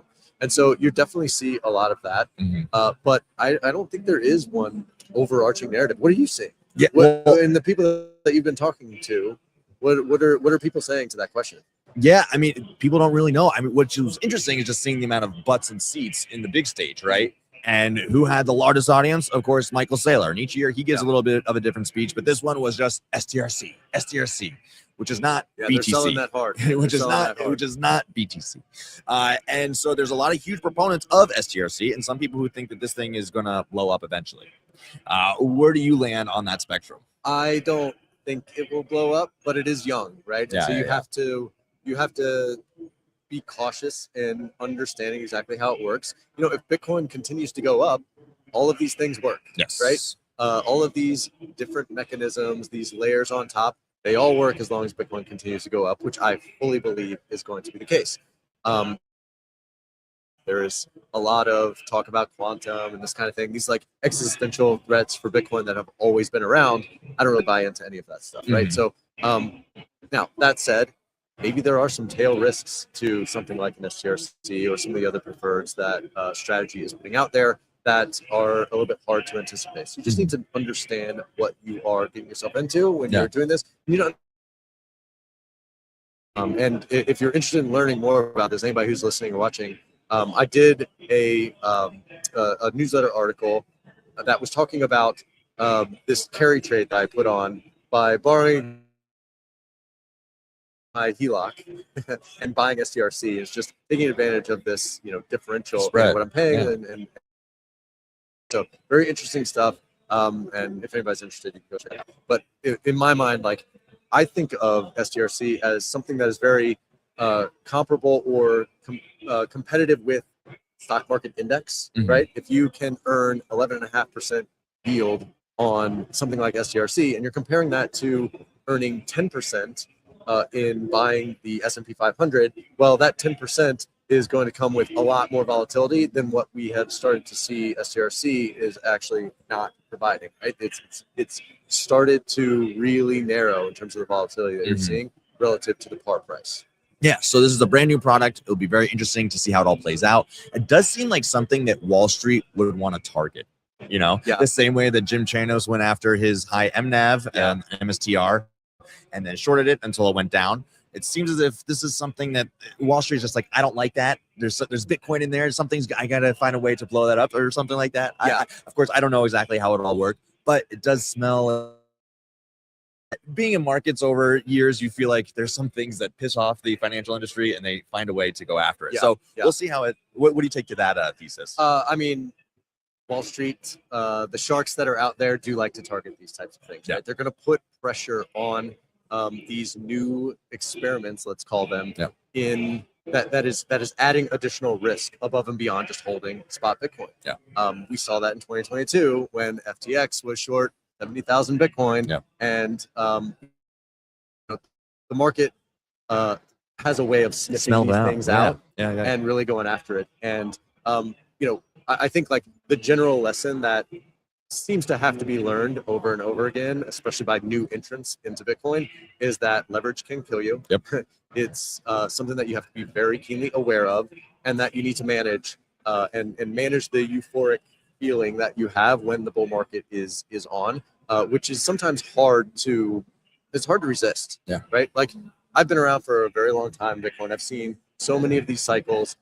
It's not easy to not get caught up in the euphoria of the price going up. You will feel like it's going up forever, and it should go up forever. But that's not the way the market actually works. And so, typically speaking, when you're starting to feel like that, you probably need to like take a step back, take a few deep breaths, and take stock of where things are, right? Yeah. And just proceed with caution. Yes. And so you are a big proponent of the FIRE movement, financial independence, retire early, but you like to add BTC into that, right? Yes. Well, it is the primary savings vehicle for Yeah. any studious FIRE proponent, I think. Well, is there some tension between the FIRE community and Bitcoin proponents? Oh yeah, all of the influencers and like big influencers in the FIRE movement, they either hate Bitcoin or just tell people to avoid it altogether. Mr. Money Mustache is kind of one of the forefathers of the FIRE movement, and people have probably heard of him before. And back in 2018, I think the price was around 14,000 or something, and it just peaked at 20,000. And he wrote this piece called first blog called "Why Bitcoin is Stupid." And it's all the same FUD and whatever that we've heard a million times. And he maintains that shit over this time. I kicked off my newsletter by titling the first issue "Why Bitcoin is Stupid." And the argument that I was making is, yes, Bitcoin actually is stupid, but it's not stupid in the way that he's making it out to be. It's stupid in that it's very simple, right? There are rules that can't be changed. There is no way to manipulate the system. The supply doesn't change. It is stupid simple, which makes it a perfect asset to hold on to a large amount of your wealth over a long period of time. And you've got to deal with the volatility, as we've been talking about, and all that. But my view is that there is no better asset to own than Bitcoin in a long-term, low-time preference approach to personal finance, like the FIRE movement is focused on, than Bitcoin. And so, I've had a lot of success in incorporating Bitcoin into my own personal finances, which has allowed me to accelerate my journey to reaching financial independence. Yes. And so that's what I'm writing about on a weekly basis: is how can you take Bitcoin into the global view of your personal finance stack. And that doesn't mean that you necessarily have to be 100% in Bitcoin. Some people choose to do that. Some people allocate a little bit differently, but it's definitely something that should be non-zero in your portfolio. Yeah. And then you can start to think about how does that affect the timeline for you to reach these goals that you might have for your personal finances, and what are the sovereignty benefits that you get when you hold Bitcoin in self-custody as part of a FIRE approach to your finances. Yeah. And I think this is something that the FIRE community completely overlooks, which is that all of the wealth that they are building up over years and years and trying to reach financial independence is permission. It's held on Wall Street, it's held at the banks, it's held at the brokers or whatever. And if there's some kind of mix-up or some kind of issue that might cause them to lose access to the money when they need it, they are kind of SOL, right? So at some point, like, you've got to think about this non-zero possibility and at least hedge the permissioned side of your portfolio with some unpermissioned asset like Bitcoin. 100%. And so when it comes to the financial independence, retire early movement, I get the financial independence part, right? Like, nobody wants to be worried about money for the rest of their lives. But then there's the retire early. Yeah. And I think as someone, as This a is where man, people get hung up, man. yeah. Everybody gets hung up on the retire word. Look, nobody's telling you that you have to retire. Yeah. You know, it's about creating optionality Yeah. in your life. It's about getting to a point where you can retire. I have another piece about this, where you put on new treads and you push your car in a different direction. Yeah. This was a concept that came from a buddy of mine. His name's King McGokin, and he helped me write this piece for the newsletter, which is like, look, you reach a point where you are financially independent, which means you don't need a job. Yeah. You don't need to depend on an income. You can create income from selling down your assets or borrowing against it or what have you. You're living off of your balance sheet instead of an income stream. Yeah. And when you can do that, you can focus your efforts, your energies, your passions in whatever direction you want to do. Yeah. Some people will continue to work because they love what they're doing. Some people want to start a business. Some people just want to go to the beach and play golf and do all that stuff and travel and show their kids the world. Mhm. You have the optionality to do all of that. Yeah. Don't get hung up on the retired. Yeah.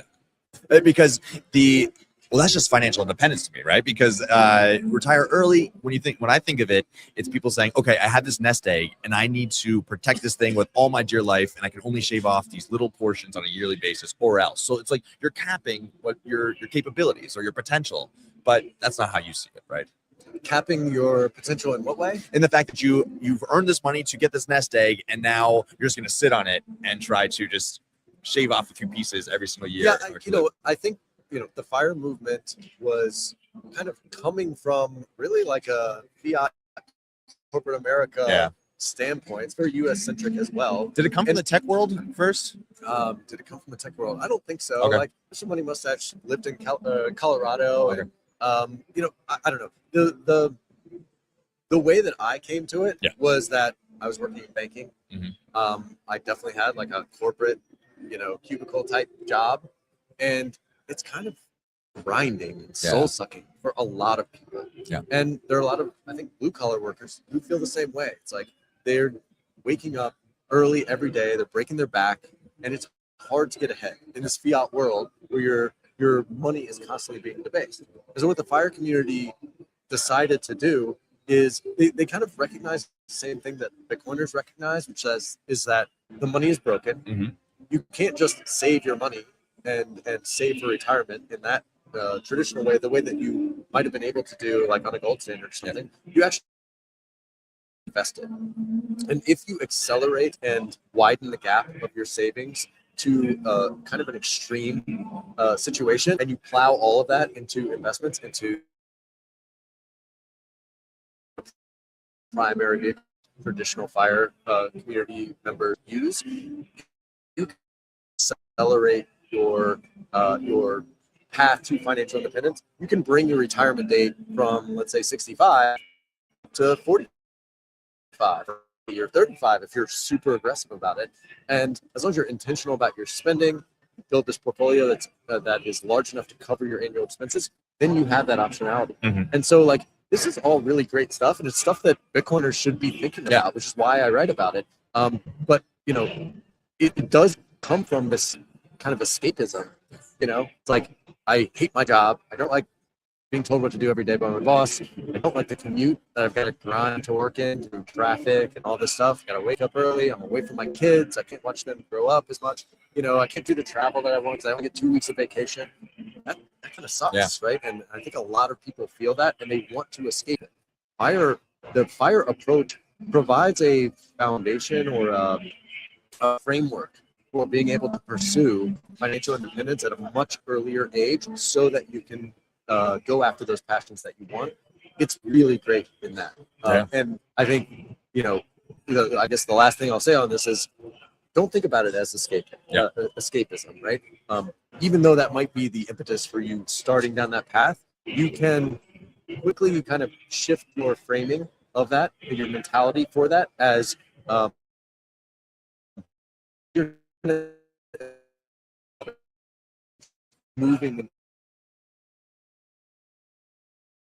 to do with your life. Right? Only get one. Yes, absolutely.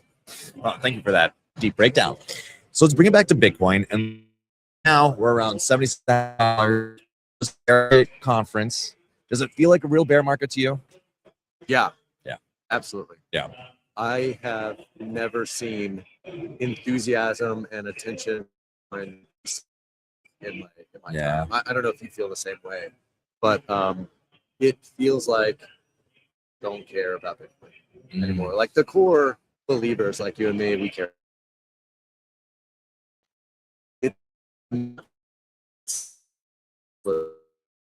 About outside of that group, really bear market signals in my mind, right? When you're in the middle of the bull market, it's the exact opposite, right? Everybody's talking about Bitcoin, everybody's talking about crypto at large. You get this, euphoric wave, bubble mentality that's going on. I don't see that anywhere. I don't see that anywhere. I think the AI trade has definitely taken a lot of capital away from Bitcoin. These other like risk assets. The geopolitical situation that's out there is totally very to understand or think about the different could happen in the future. The stress, deglobalization,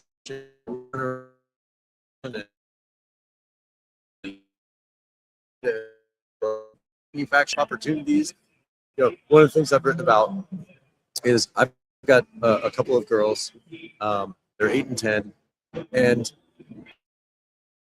traditionally speaking, you would go to school, go to college, you study something, you get a job, whatever.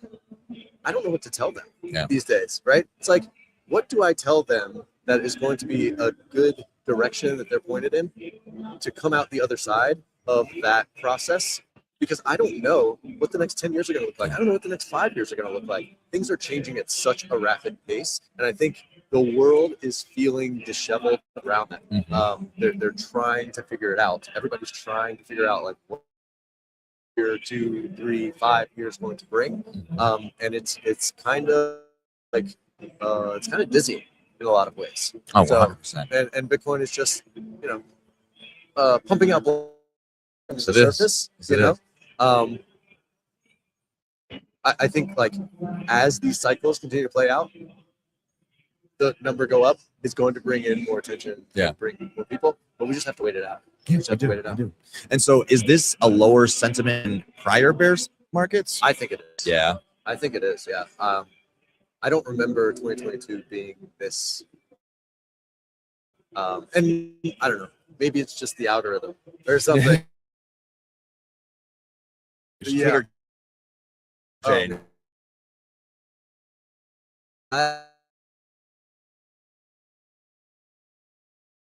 Chain. There's not a whole lot of urgency in people, and there's less people coming and seeking out the services that we. I've been through multiple bear markets. We'll be just fine. It's not a nothing to say in that regard. It's just when you're asking me about like the sentiment of Bitcoin, it really does feel pretty barren at this point. Yeah. Well, I do think that Bitcoin succeeds its most during crisis, right? And like the last example, of course, was 2020 with the money printing and COVID. We were all locked inside. Plenty of people had the opportunity to learn about Bitcoin, and then they saw them create 40% of all dollars in existence over the course of 18 months. Yeah. And that drove a lot of people into Bitcoin. Since then, Bitcoin has sort of won a lot, right? Like we got Trump in the White House. The war on Bitcoin, quote unquote, has been relieved. We had these digital asset companies really blow up. And so there was plenty of reasons to sort of take your foot off the gas and be less of a cypherpunk revolutionary. But I do think that in the next crisis, Bitcoin will shine again. Yeah. And what is happening right now with Iran that we now live in, I think Bitcoin. Yeah.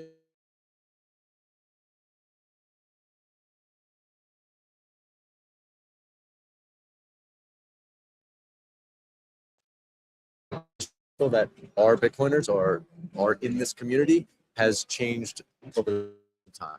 I got on a panel on Monday and was how much Bitcoin do you really need to retire? And the first question that who was hosting the panel, he asked everybody, okay, well, let's have a number. Let's just kick it off, strong. And I said 6.15, and I look out to the crowd and What do you got? Got it? I don't know. Literally nobody got it. I'm sitting here thinking, oh yeah.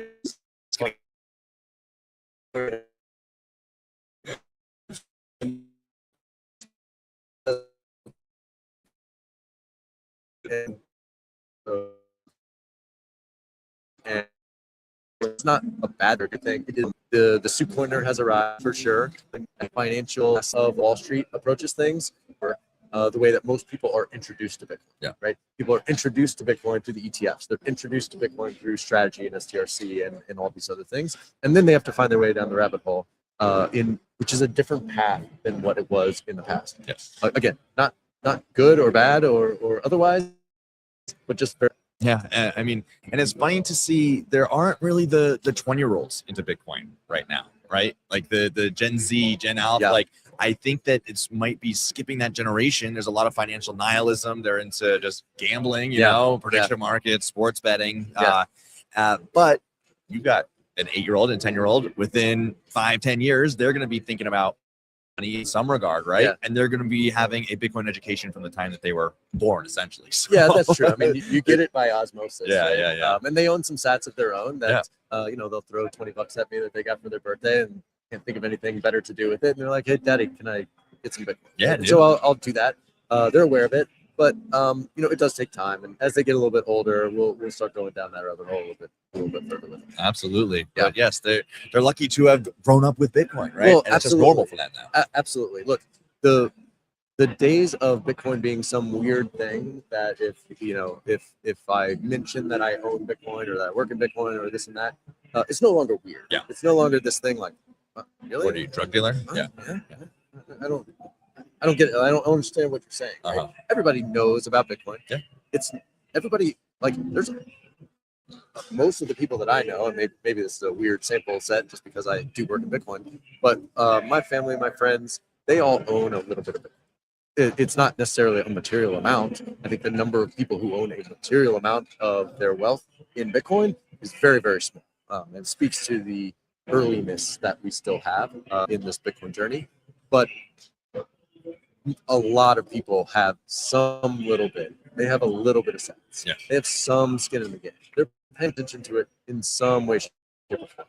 And it's no it's just like, oh yeah, I don't know.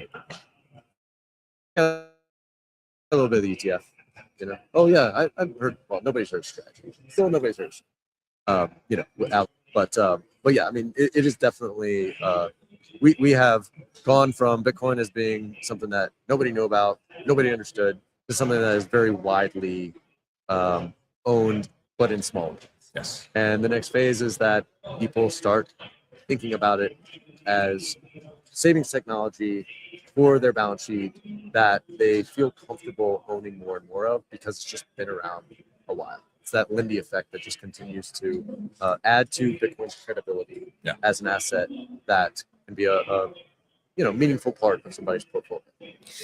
Well, I mean, it's definitely, that is the feeling these days, right? Yeah. But I do believe that Bitcoin still has that revolutionary spirit at heart, and Absolutely. that it will be there when we need it. So I think that bright days are still ahead of us. Absolutely. And that Bitcoin will be at the center of conversation once again. I'm an eternal optimist. Absolutely.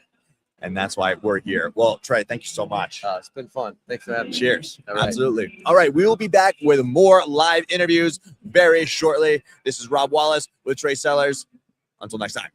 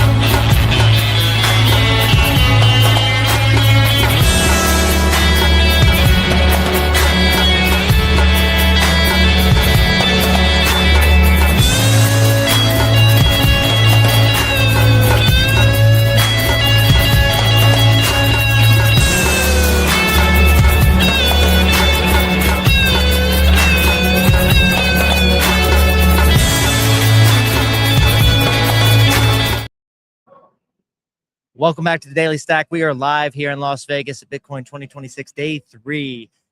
Charlie Brady is with us from Head of Investor Relations for BitFuFu. We've been on the show before. I think it's actually last conference in Las Vegas. Yeah. And I think we saw each other at the Cantor Fitzgerald conference in Miami. Said what's up, small conference. We were down there. Good to see you. How you been? Great to see you. I've been good, busy, which is a good thing. Yeah. And what we've seen and talked about, I think last year too, was development of mining companies, what they're doing. Everybody's doing a little bit different thing. You see the early movers, someone like Iron that transitioned, or you have a Clean Spark. You have Marathon Digital who, had made a recent move to dump some Bitcoin and then to pay off some debt and then to get into potentially more HPC. It's all over the place. It's hard to categorize it, and it's hard for our audience always to know who's doing what and how they're doing it. What's BitFuFu up to? What do you guys like? You'd say your sauce that you go in and you're like, this is why we're different. Yeah, I mean the big differentiator for us is our cloud mining business, and we are still 100% Bitcoin mining. We're not doing HPC AI today. Respect for that. It's not easy. Yeah, we're one of the few guys left who are really pure play Bitcoin mining company. And again, differentiates this cloud mining business, which is essentially we are taking our hash rate and leasing it out to customers for anywhere from 30 days up to 360 days, different tranches. And so that for us is it's important because it allows us to lock in a lot of our revenue. It's about 75% of our revenue is that cloud mining business. So that revenue is locked in under contract. We know the revenue, we know the margin. From a cash flow perspective, we're getting a good chunk of the cash right up front, and then the rest of the cash generally within 60 to 90 days, because that's our average contract length. Yeah. And so it really balances out that volatility in the revenue stream. As opposed to being 100% pure Bitcoin mining tied to the price of hash price and price of Bitcoin. So we like that business. We're the only ones, public companies doing it. Largest in the world, by a pretty big factor, and it's the reason that we've been successful and profitable for as long as we have. And what is who is your typical customer? There's a good piece I think recently in the, I don't know, maybe Forbes, on Mike Novogratz from Galaxy, and his biggest bet was, taking over a facility in Texas, and someone like CoreWeave came in and is now their 10-year customer, and he's getting $1 billion in revenue a year because he early on made that bet. They bailed him out. They did a financing deal and they bought access to power, and access to power has been such a big theme this year, whether it comes to Bitcoin mining or whether it comes to HPC and running these huge AI compute data centers. What is, typically the people that are renting hash power from you guys, who's it end up being? Yeah, I mean, primarily is our biggest customers are institutional customers. Yeah. So hedge funds, high net worth, family offices, some corporations are in there as well. I mean, we've seen the past year or so as DAT strategies become more and more popular. That we've seen some companies come in and use cloud mining as a strategy rather than buying it off exchange. And there's a few different reasons from an institutional customer standpoint why cloud mining can make sense as opposed to buying it off exchange directly. And that's really the appeal for that. But we obviously do have some retail customers on there as well, but largely those type of guys.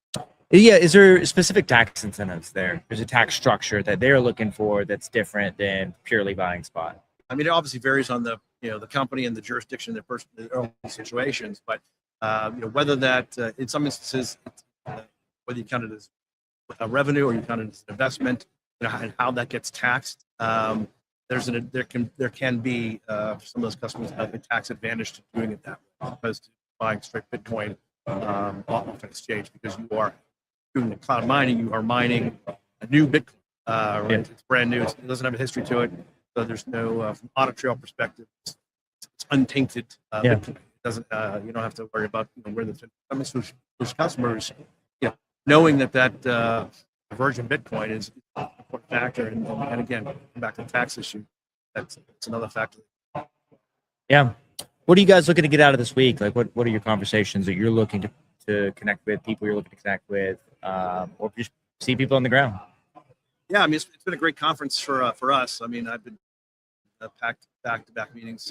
Yesterday, today, and the day before. So we're looking at, and all the meetings are really in the gamut for me. So we're talking with sell-side analysts who cover us, and sell-side analysts who don't yet cover us, but should. Investors in the company, obviously bankers, investment bankers, and also folks that want to potentially partner with us, JV with us, do ideas as far as financing or have data centers for Bitcoin that they're looking to partner on. So just, those kind of pitches and those kind of conversations, and really just learning more about what's going on in the space, kind of a finger on the pulse to hear what everyone else is saying and thinking about the space itself. So it's is and continues to be a good experience and a busy one. Yeah. And it's always good to talk to miners that are Bitcoin mining. I think we see too many, there's obviously economic incentives to go out and build AI data centers or convert over, but we also respect people that are either keeping the hash rate up, that are going out there committing to Bitcoin and stacking it, help others commit to Bitcoin. It definitely keeps the industry going. And there's a ton of ecosystem out here that we see. We've seen like Shell and other companies that we've seen over the years. We want them to be enticed to like come in and be invested in Bitcoin mining long term. What are some of the big names that like you guys think of when you think about like, is it a Shell or is it these big energy companies that you think might get further involved with Bitcoin mining as a whole? I mean, that's an interesting question. I don't know how much. I've not given it a ton of thought about in terms of pure energy producing companies, oil companies, but I mean, these guys are. It's interesting from that perspective what they're doing. They have a lot of the oil drillers, particularly in Texas, right? When they're drilling, they're hitting gas as a byproduct of oil drilling, and they don't necessarily want the gas. So there's a massive oversupply of gas in Texas right now that, from an energy source perspective, that becomes very advantageous to use that as an energy source. Actually, they're paying for folks to take that gas out of the pipeline because the pipelines are so full. They're maxed out. And so if you come in and say, look, I'll take some of that gas off the pipeline for you, so I can push more gas, they can push more gas through it. They're paying for that to be done, which makes an economic incentive as far as the fuel source. If you're off grid, that's interesting opportunities to do that. So how well I think if they were going to get involved in it, I would think that maybe they some of that gas themselves, but I'm not sure if that's not their core competency. And given the size of some of these companies, I'm not sure. I think they would have probably done it by now if they were going to be doing it. But it's never say never. You know how it's going to turn out. Yeah, and we wanted to see, and we talked about this week, in South America, and they've had rich natural resources, but they haven't been always used effectively. Or in like Venezuela, it's been a curse because of such good oil money, but then they weren't investing in other industries. And you want them to, I think, diversify. If Chevron and other companies are going into Venezuela now, as they look to take on the huge reserves that Venezuela has. Diversify a little bit, use hydro, use flare gas, and I think actually store that value within Bitcoin. Back to BitFuFu, what should we look for like you guys next quarter or so? How should we follow you? What's the news? Yeah, I mean, we put out monthly operational updates, so and those kind of update where the hash rate is and how much Bitcoin we're mining every month. So that'll be the next sort of data point, if you will, for the April data will come out probably around the first week of May. But we're going to continue to kind of grinding along in this market. I mean, again, we're fortunate that we've got that cloud mining business that kind of balances out, and we're not we don't have that volatility given where the market is today. I mean, Bitcoin is off the bottom, but it's still down from where it was. Hash price is still not great right now, so that still has to recover. Difficulty rate seems to have kind of flattened out or actually come down a bit. So, we're just going to keep grinding along on that on the business itself, and we've been replacing our mining fleet, upgrading the fleet from this 19 to 21 for the past year or so. Pretty much all the way done through that. We're going to continue to, make the fleet more efficient and lower the overall cost on. But stay tuned. I think. One of the things that we said we want to do is to acquire more hash rate, more owned hash rate, and so the market's been kind of up and down on that as far as pricing, and HPC's pushed some of the pricing points up on some properties, but those mostly the large properties, smaller properties, smaller data centers, 20 megawatts, 40 megawatts. There's some attractive opportunities out there. So we're obviously always looking for those in the marketplace. Yeah. And but I think we're gonna, right now we're in kind of a kind of wait and see a little bit, and let's see how the market settles out. But overall, we're gonna keep kind of trying to grow that hash rate and lower the cost. At the end of the day, that's kind of the basic block and tackling we do, and that'll show up in the results. I think. Yeah. Consolidation too during this time is great. Been looking out for really good strategic opportunities. We've seen that people building during the bear market isn't always building from the ground up. I think it's also acquiring people that are looking to get out of the business, or they're in financial dire straits, and so they need someone to come in that has operational efficiency that can do so. So curious to follow that. And Charlie, it's been a pleasure. We're excited to keep seeing what Bitfufu's doing, and enjoy the rest of the conference. Yeah, thanks for having me on. Great to see you again. Of course. See ya.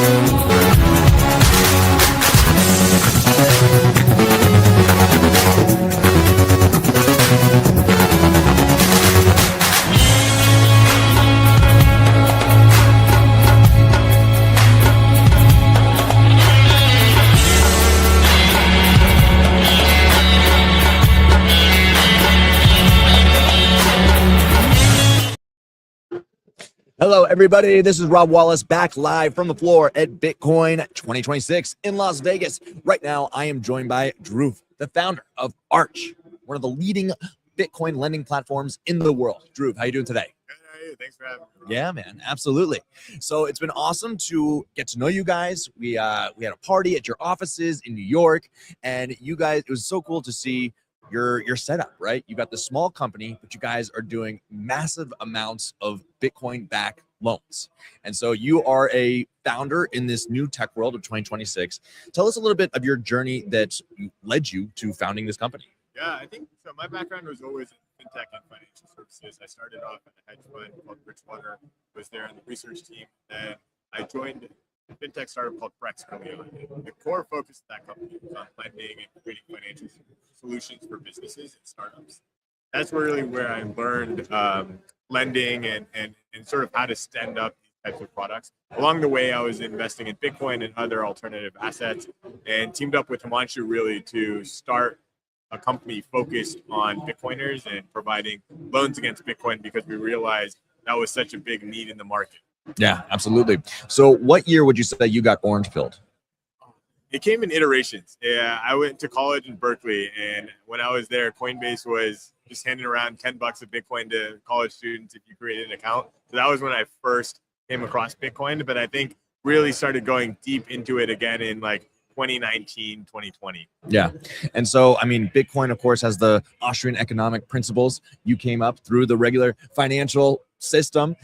Did the Austrian school of economics vibe with you from the beginning when you were getting into this industry? Yeah, I think there was just something about like sound money, gold, like these scarce assets, and really like being protected against inflation and just debasement of fiat currencies that stood out to me. And it only started clicking further and further the more I started reading and going down the rabbit hole. And so when you start a Bitcoin backed lending business, how does that happen? I mean, is it only possible from the connections you had in your career prior that you're able to start this? Yeah, I think naturally a lot of the experience that I mentioned I had previously and the sort of knowledge and connections we'd built up allowed us to do this in a very like sustainable and transparent manner because we knew how to do things the right way from the beginning and learn from the lessons that other people in the industry had sort of attempted at this, what they did wrong, and really make sure that we do things in a robust manner. Yeah. So, I mean, of course, the 2021, 2022 bull market got blown up because of lending. Like BlockFi, of course, is the stain on in many people's memories of what caused that whole entire crisis back then. So what lessons did that blow up teach you, and what do you guys do differently? Yeah, so I think there's a few all related to risk management. The one is rehypothecation. So Arch as a business since inception has never and does not rehypothecate people's Bitcoin. And what that means is when you use a Bitcoin backed loan from Arch, your Bitcoin is squarely held at a federally chartered bank. We use Anchorage Digital. It's held in cold storage and it doesn't move. What prior companies were doing where they would take the Bitcoin and then go and send it to some other counterparty, and now you have additional risk in the system. So that was the first thing, and the other is just risk management.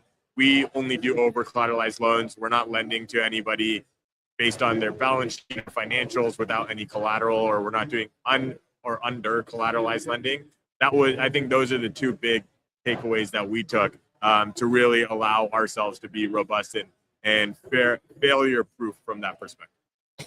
So you're running a business. It is stressful. What are some of the things that you've had to overcome in the last couple of years running this company, Arch? Yeah, I think, so we started before all of the bankruptcies that we just mentioned. And so I think one of the key things was early on just regaining consumer trust and trust with the counterparties that we work with, right? Because there was a big stain on the industry at that point in time. And then the other piece has been something that we continually work on, which is educating traditional financial institutions on the sort of pristine collateral nature of Bitcoin and why it is perfect collateral, why this is something that banks should be looking to lend to, and how we can bring down the cost of capital. That's something we've been doing since we started, and we're still doing it. So let's look at the different use cases from a retail perspective and a institutional business one, right? Yep. So let's go down the retail path first. What kind of people are coming to you for loans with their personal Bitcoin stack? Yeah, so honestly, it's all types of people. We have folks that are like younger, maybe in the coast, New York, San Francisco, California, Boston, but then we also have folks that are throughout the country. In the Midwest, they're farmers. They're living in Arizona and Texas, retirees throughout the country. I would say the average demographic maybe skews a little in the 40s to 60s and throughout the country. The thing these folks have in common is, they're big believers in Bitcoin. Not all of them got in early. Many of them have just been stacking and sort of putting all of their savings into Bitcoin over time. But what they do is they borrow for a variety of reasons. So you have some folks that are maybe buying a house. There's other folks that are handling their expenses. Maybe they have got hit with a medical bill, a tax bill, or a variety of other things that come up in life. And then we have another category of folks that are more so, they just live on Bitcoin. So everything they have cash-wise goes into Bitcoin, and then they borrow to manage their day-to-day lifestyle expenses. Yeah. So really, it's an interesting mix there on the individual and high net worth side. And I saw on X somebody borrowed against their Bitcoin using you guys and then bought a boat and is sailing across the world. Yeah, absolutely. We have so many interesting stories. We have people that have bought a boat, some people that have bought racetracks, some people that have funded a movie that they've directed with the loan they took out against their Bitcoin. So there's so many funny stories and interesting things that people have done throughout the years that we've seen. And then you have the institutional side that is very different. There we service small and medium businesses throughout the country, things like toy stores, irrigation companies, plumbing businesses that all have Bitcoin on their balance sheet, as well as publicly listed miners, treasury companies, crypto hedge funds, and the like. And I think the thing in common with all of them is they borrow either for expansion. So maybe here's a way for them to borrow to buy more equipment or to, build that extra office, things that they need. Or some of these businesses have cyclicalities, where they know Q4 is like a quieter period, but they still need to make payroll. So here's a way for them to borrow to make payroll or other operational expenses that they have. And they know they'll have profits in Q1, Q2, Q3, et cetera, that they can use to start to pay down. And I mean, when it comes to the different products that you guys offer, it's not just lending, right? Yeah. So we offer like your vanilla Bitcoin backed loans, but then we have tailored products on top of it. So we have a product called Perpetual Income that's built more for your crowd that has a lot of Bitcoin but might be retired or may not have a strong W-2. They can borrow more conservatively against their Bitcoin, but keep increasing that amount every year so that you effectively get what looks like an income stream on a yearly basis. Meaning, if you have $1 million of Bitcoin, you borrow 100K year one. When year two rolls around, you take out another 100K, and you can keep effectively doing that because Bitcoin is appreciating at the same time. We have another one called Tax Shield that is essentially for higher income earners that want to reduce their taxable income. You can borrow against your Bitcoin and invest in mining equipment, and that will now be something that you can deduct against your taxable income. Yeah. And we're coming out with more of these tailored solutions to meet our clients where they are, as well as launching other non-lending products. And walk us through the process. So say you got one Bitcoin and you want to take some money out against it. You go to your site and then what happens? Yeah, so you go to our site. It's very easy. You can go through the whole process in like 5 minutes or less. You would go and first configure your loan. So you would say, hey, I want to borrow against one Bitcoin, or I want a $50,000 loan. And our system would tell you how much Bitcoin you would need as collateral. From there, you would go and do a quick KYC, which is just verifying yourself and your information given we're a licensed and regulated entity. After that, you would sign your loan agreement. You would also let us know where you want your loan, whether you want it in your bank account, in which case you would provide that information, or a crypto wallet address, because we can fund the loans in USDC as well.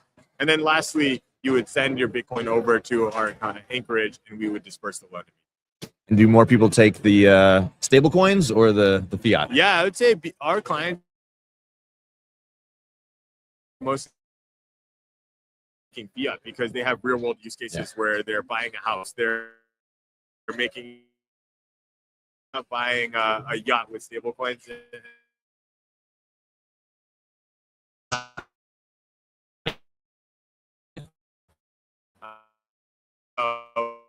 Them are taking money into a bank account. Great turnout. Many of the attendees of this more individual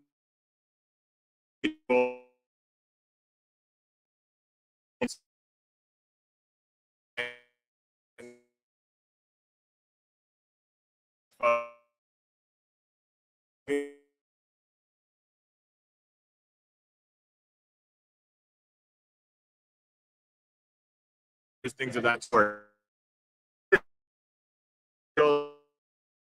Now, You think the yeah.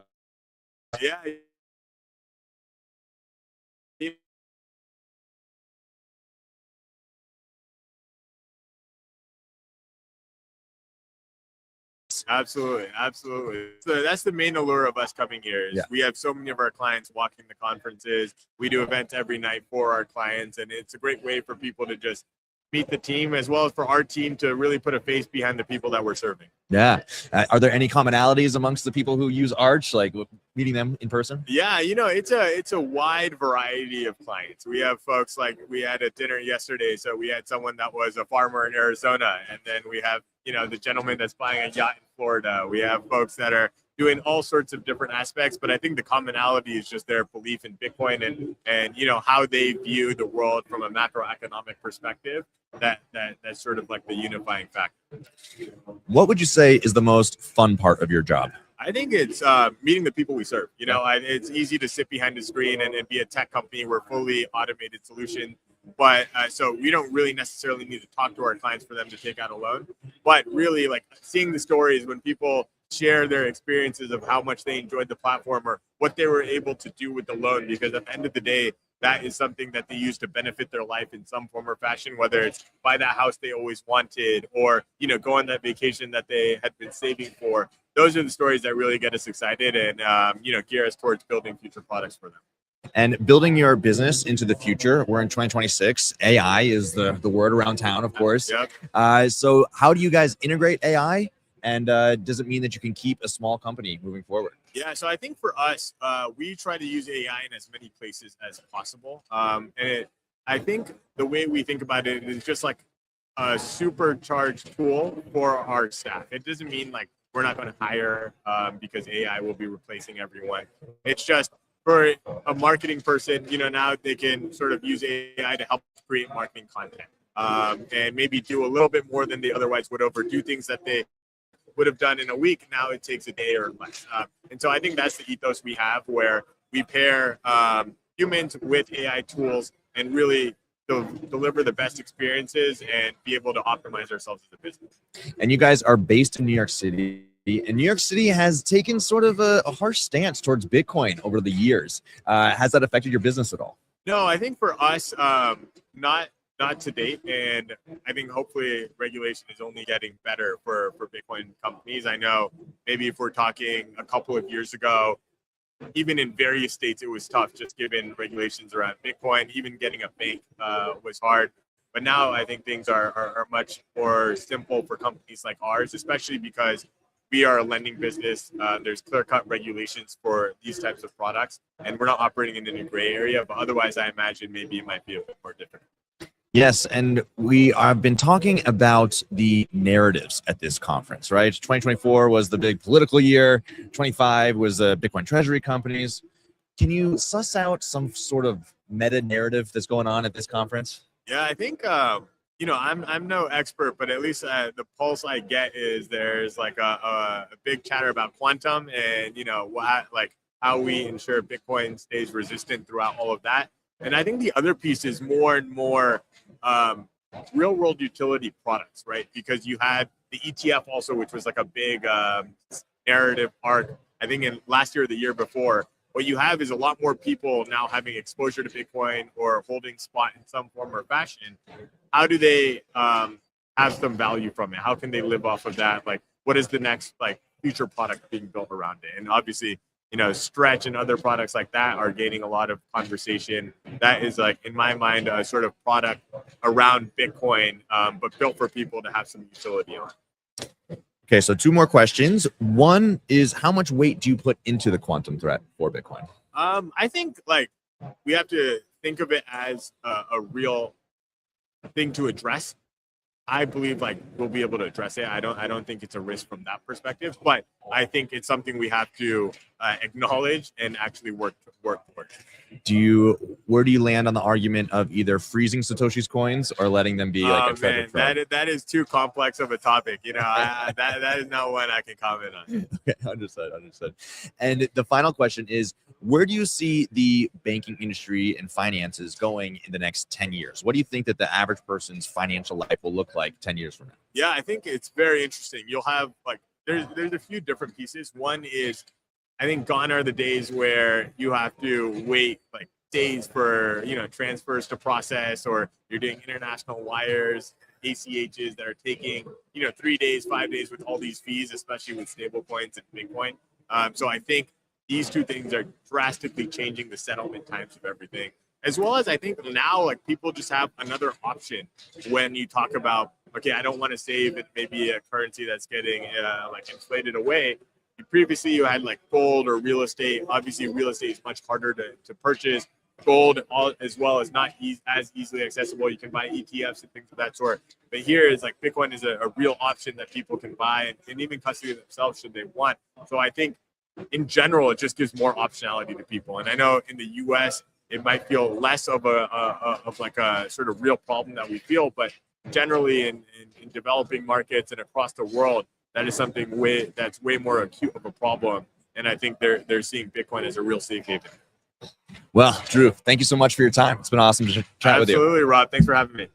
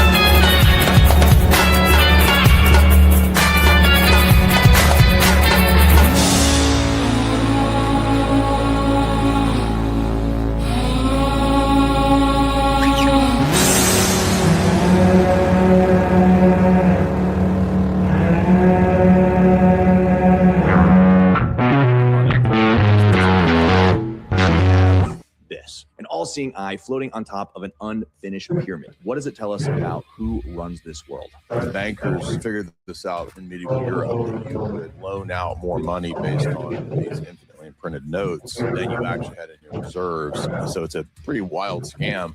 Usually what they do is they sort of capitalize on crises to further that agenda, right? Never let a good crisis go to waste. But here's the thing, like, even if they're not where they want to be in some of the areas, they are going to keep pushing. And the entire agenda of Bilderberg was the technocracy.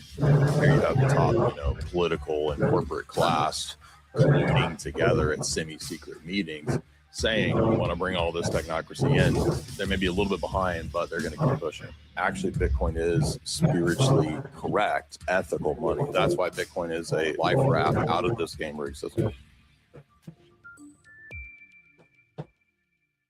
Hello, everybody, and welcome back to the Bitcoin News Channel. I'm your host, Rob Wallace, and today I'm very grateful to be joined by Jay Dyer. He's a philosopher, theologian, and longtime Bitcoiner who has spent decades studying power, culture, and the systems, both overt and occult, that shape our world. Jay, how you doing today? I'm doing great, Rob. Thanks for having me. I'm glad to talk about Bitcoin. I don't get to do a lot of Bitcoin podcasts. I've probably done maybe 3 or 4. So I always like to do this because I get tired of talking about the same stuff over and over and over. So to branch out and talk about other interests is always fun. Yeah, absolutely. I mean, you've done some amazing work looking at our culture, the occult backings of Hollywood, and how there's way more going on behind the scenes than we are meant to believe. So to hop into this conversation, I wanted to start with something that most people ignore. On the back of the $1 bill, we have this, right? An all-seeing eye floating on top of an unfinished pyramid. What does that symbol mean, being on our money, and what does it tell us about who runs this world? That's a great question. That actually comes from, I'm going to Henry Wallace, who was a socialist, sort of interested in esoteric subjects as well. And he believed that that would be the perfect symbol for the kind of new era that we would go into in terms of the progressivism of that time, that they thought that, FDR and the progressivism, the socialism that FDR represented could be this sort of gateway into a completely new world. And I think there are some esoteric components to that in terms of the hermetic idea of completing the great work. So the unfinished pyramid in Hermeticism is the idea that eventually mankind will perfect through the secret societies and their teachings and their secret doctrines, the work of man and the work of perfecting nature. So that includes economic perfection, which ultimately for the socialists and people like that is this sort of utopian, imagined idea that we can achieve ultimate equality, ultimate fairness, egalitarianism, again, all sort of hermetic and Enlightenment era Freemasonic ideas, actually liberty, equality, fraternity. So I think the dollar having that on it represents what those people wanted it to become. It wasn't fully that yet. We know, of course, FDR tried to, he actually confiscated gold. So he was already intent on moving away from a hard money standard and moving into some sort of weird, probably proto social credit type of system, because the socialists usually had that idea about in the future we can have this sort of fictional, fantastical type of monetary system, not based in reality. So I'm rambling, but long story short, I think that the real power behind all that was actually the banking power. And the banking power, eventually did achieve the ability to have it not linked to anything hard after Nixon and that period not being linked to gold. So then we sort of got this infinite money machine, infinite money printer, and that's always been the banker goal. If you read Tragedy and Hope, which is a book that we've lectured through for many years, the first 200 pages really says that this is Bill Clinton's mentor. He's not a conspiracy theorist. He's an apologist for the Western technocratic banking system. He says at the beginning that the bankers figured this out in medieval Europe, that you could use gold notes and loan out more money based on these infinitely imprinted notes than you actually had in your reserves, and so you could then buy up money with interest, or buy up property and assets with the interest that you're making on just made up money. So it's a pretty wild scam. And that's what I think ultimately that all seeing eye on the dollar is about. And I've heard you say that you think that money really is like the locus of control, right? Many things, culture is just derivative of the money. And before we dive into Bitcoin and your journey in Bitcoin, tell us about what you think is like the spiritual dimension of money. Well, that's a great question. In fact, we were just talking to Pajot, and we have a mutual friend, Neil, John Pajot. He's an icon carver and a YouTuber, and we had a really good conversation about Bitcoin the other day on a podcast. He's still kind of unsure about what it is and where to go with it. So we're trying to move him in the right direction. But money is not evil in itself. A lot of people think that, the Bible says money is root. It says the love of money is root of evil. So money is just really a symbolic form of how we transact value and how we store and understand value. And so it's you can understand it in many ways. It's a medium of exchange for how we store energy as well, like Michael Saylor's kind of engineering understanding of Bitcoin, and it's the same principle for money too. So it's symbolically transacting value, but also money has to have certain qualities that divisibility, fungibility, all that kind of stuff. It's a hard asset, something that you can not infinitely, that has rarity, that has value. So all of those things go into what money is. Spiritually, though, money, I think, is not a bad thing. God is the author of reality. God's the creator. And if you go back to the idea of the gold standard, God's the creator of gold. You find all throughout Scripture a lot of positive things said about gold. But the vice of, loving or something like that can definitely be where it becomes a sin. But we have to understand that nothing is evil in itself. And so if mankind, using the gifts that he has, that God gave him, begins to work and perfect better systems of money. And we've already seen in history that from glass beads in Africa, or if you're using what's that rock that the islanders used at the beginning of Siphoning Nemesis. Yeah, they used those for a while. Well, there's better forms of that, right? So then we moved to silver and gold, and we can work to make a better type of monetary system. And I think if we understand that, maybe people have a better bridge to understanding that actually Bitcoin is spiritually correct, ethical money. I've been making this argument for a while because the more I saw that the actual monetary system that we have that's fiat is actually theft-based. If you understand that it's theft-based, and if you're, inclined against usury, the whole system is really a usury cyber system, then you would understand that, well, wouldn't it be more ethical and more spiritually accurate to have a type of money that is not theft-based or usury-based? And that's essentially what you would get with Bitcoin, even better than gold and silver. So that's why I think, to hit on the spiritual point, if you really understand that, then you would be forced to say, well, the fiat system is actually unethical, spiritually demonic.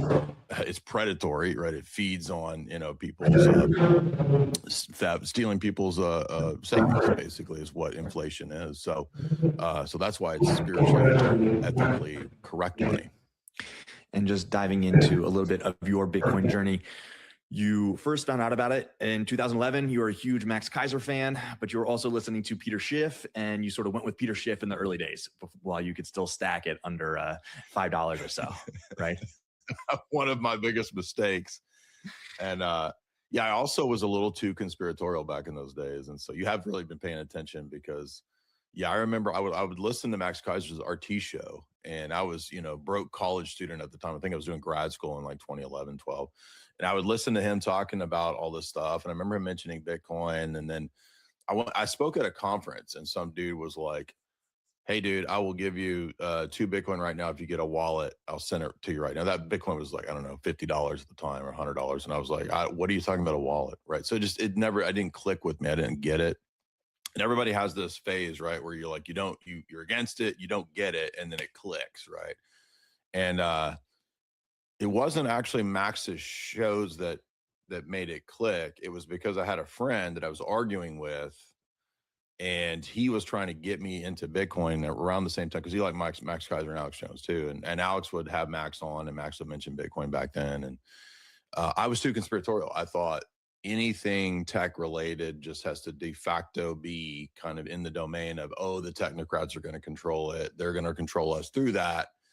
And so my assumption was, as I see people today, like the assumption is this is centralized money that has back doors, right? We saw this with the Epstein stuff, which was preposterous, right? People saying Epstein put back doors into Bitcoin. Total nonsense. There's no back doors in a public ledger. It's decentralized, so it doesn't make any sense. If there was back doors, right, you have a public system of, you know, people who would have noticed this already throughout the whole Bitcoin network, presumably. So, yeah, I think it was, what was the big catalyst? I think actually the catalyst was my buddy kept putting pressure on me. And then I was like, all right, well, you know what I'm going to do? I'm going to go and I'm going to disprove Bitcoin, right? So this is what everybody does this too, where they go and they're like, I'm going to find all the dirt and I'm going to show my buddy that you are duped. You're such a dummy, dude. I can't believe you're falling for this obvious scam. And so I remember reading a bunch of articles, and I remember at the time, even Mike Adams was anti-Bitcoin, and he had a bunch of podcasts against it. And so I wrote this big essay against Bitcoin and money and all that form of money. And eventually I was like, all of my predictions and thoughts about it, because I kind of bought into, oh, Bitcoin's going to die next, you know, it'll be a zero next year. It's a passing fad. Well, then I noticed like 2017, that summer, it was like, it went up to like 1800. There was like a bump sometime around early summer, and it went up to like 20. It went to 1800, and then maybe like 2200, somewhere in there. And I was like, well, this is not really fitting with what I said last year that this was going to go to zero, right? So I thought, well, you know what? I'll try this out. And initially I was like, I'll try it out as like a bet, you know. So I remember having to argue with my stupid ass bank, because the bank was like, you can't buy that. And I'm like, yes, you can. I had to go back and forth with these boomers that you can buy Bitcoin. It's not illegal. And so I eventually started stacking Bitcoin, and that was when it went that year. I think the peak was 19,000, 20,000 before it, you know, crashed again. And then I remember everybody was like, oh, you should have sold it at 19,000, 20,000. You idiot. You could have got out. Because that was back when everybody thought, you know, oh, it's a thing you trade now, right? And you get in, you get out. Again, I still didn't understand the philosophy and the long-term vision. I was just looking at it like people think about stock trading and being a crypto trader. So I was still uneducated, but I was beginning to learn more. And then I think I had that phase where everybody does, where you do trading, you try to trade crypto, and yeah, I want to make money on all these trades. And I did that for several years. And then I realized that at a certain point, it was like, if I had just stacked Bitcoin, I would have actually been a little better off than had I been spending all of this ridiculous time trying to time the trades and trying to follow the market cycle and all this stuff. So everybody kind of goes through that cycle too. And then I moved back into being more of a, you know what, I really think that the purpose of this was to fix the monetary system. And, you know, whatever all that other stuff is in terms of like, it's more like gambling. If you're going to do meme coins and if you know all that other stuff, tokenization, that's another thing. And if people want to gamble, they can gamble, but that's not what Bitcoin is. It's fixing the monetary system. And that's the key point here. And that's what kind of brought me back after making the same dumb mistakes that everybody else makes, where you think, oh, I'm going to trade cryptos and make a bunch of money. And then I remember one trade, I lost one night because I was an idiot. I didn't really know what I was doing. I think I lost like $40,000 in one night on trades. And yeah, so that was back in 2018. But that taught me a big lesson. Like, okay, maybe I need to know what I'm doing before I start playing with all this money. And again, after you get burned a couple times, I didn't ever get burned again that bad, maybe 10,000 or something like that later on. But after you get burned a few times, you realize I should just stack the bit. Like there's no better like proposition than just stacking the Bitcoin. Like it's like playing the lottery with more money than you want to play the lottery with. I wanted to briefly interrupt today's interview to give a big shout out to our lead sponsor, Rhino Bitcoin. Rhino is the all-in-one Bitcoin super app built by Bitcoiners for Bitcoiners. Buy or sell instantly. Send sats anywhere on the Lightning Network. Withdraw straight to cold storage. Even turn sats into gift cards or link to a Casa multisig, all within one sleek interface. And Rhino is just warming up. Soon, you'll pay bills, borrow against your Bitcoin, and save for retirement, all without leaving the app. Download Rhino at rhinobitcoin.com or tap the link in the description below. Use promo code Bitcoin News and Rhino will drop you $10 of free Bitcoin into your account today. Secure your stack with Rhino Bitcoin and enjoy the rest of the video. And for people who don't know you from the Bitcoin audience, I think you're one of the best debaters out there on the internet, willing to take all comers. Appreciate that, man. And so you have plenty of experience of debating people who, I mean, I've heard you debate people who are anti-Bitcoin, right? So what advice do you have for those Bitcoiners? Is our constant struggle to try to convince other people that, hey, this thing is legit. So just general debate tips that you have for getting people to understand Bitcoin. What do you have? Oh man, Greg, you're really good at these questions, man. I like when people ask good questions and not softball kind of, questions that make me think. Yeah, I mean, so I think everybody usually kind of you end up beginning this debate with family members and people around you, right? Because I remember in 2017 when I first started buying Bitcoin, I was talking to like my mom and my dad, and I'm like, oh, this, and you start trying to explain it. You start trying to be a Bitcoin evangelist, and they're like, I don't know what you're talking about. Like, what do you? This sounds like some sort of.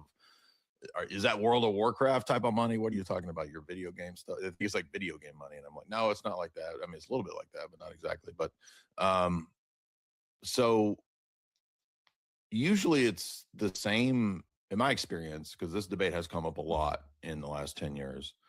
It's almost always the same, like usually 4 or 5 objections, right? So I think most Bitcoiners are used to the usual 4 or 5 objections because people are just repeating the FUD that they heard in the news, because they think that sounds kind of intellectual, right? So it's like if you repeat what Paul Krugman or Dan Pena or any of these idiots say, you think, oh, yeah, well, see, I sound kind of smart because MSNBC said that this was the money of criminals and psychopaths and drug dealers. Well, the dollar is the top currency for criminals and organized crime, drug dealers and, assassins or what, like whoever's buying, paying to have somebody assassinate. That's all dollars, dude.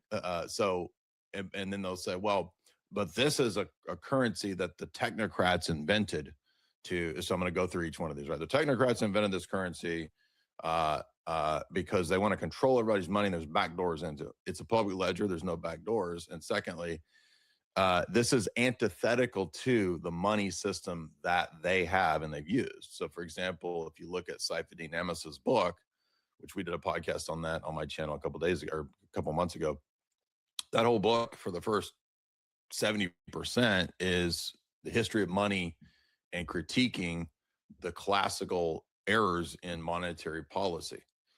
The only last 30% of it is actually about Bitcoin. So he needs to go through the history of money and explain that money itself has been oftentimes a fraud in history.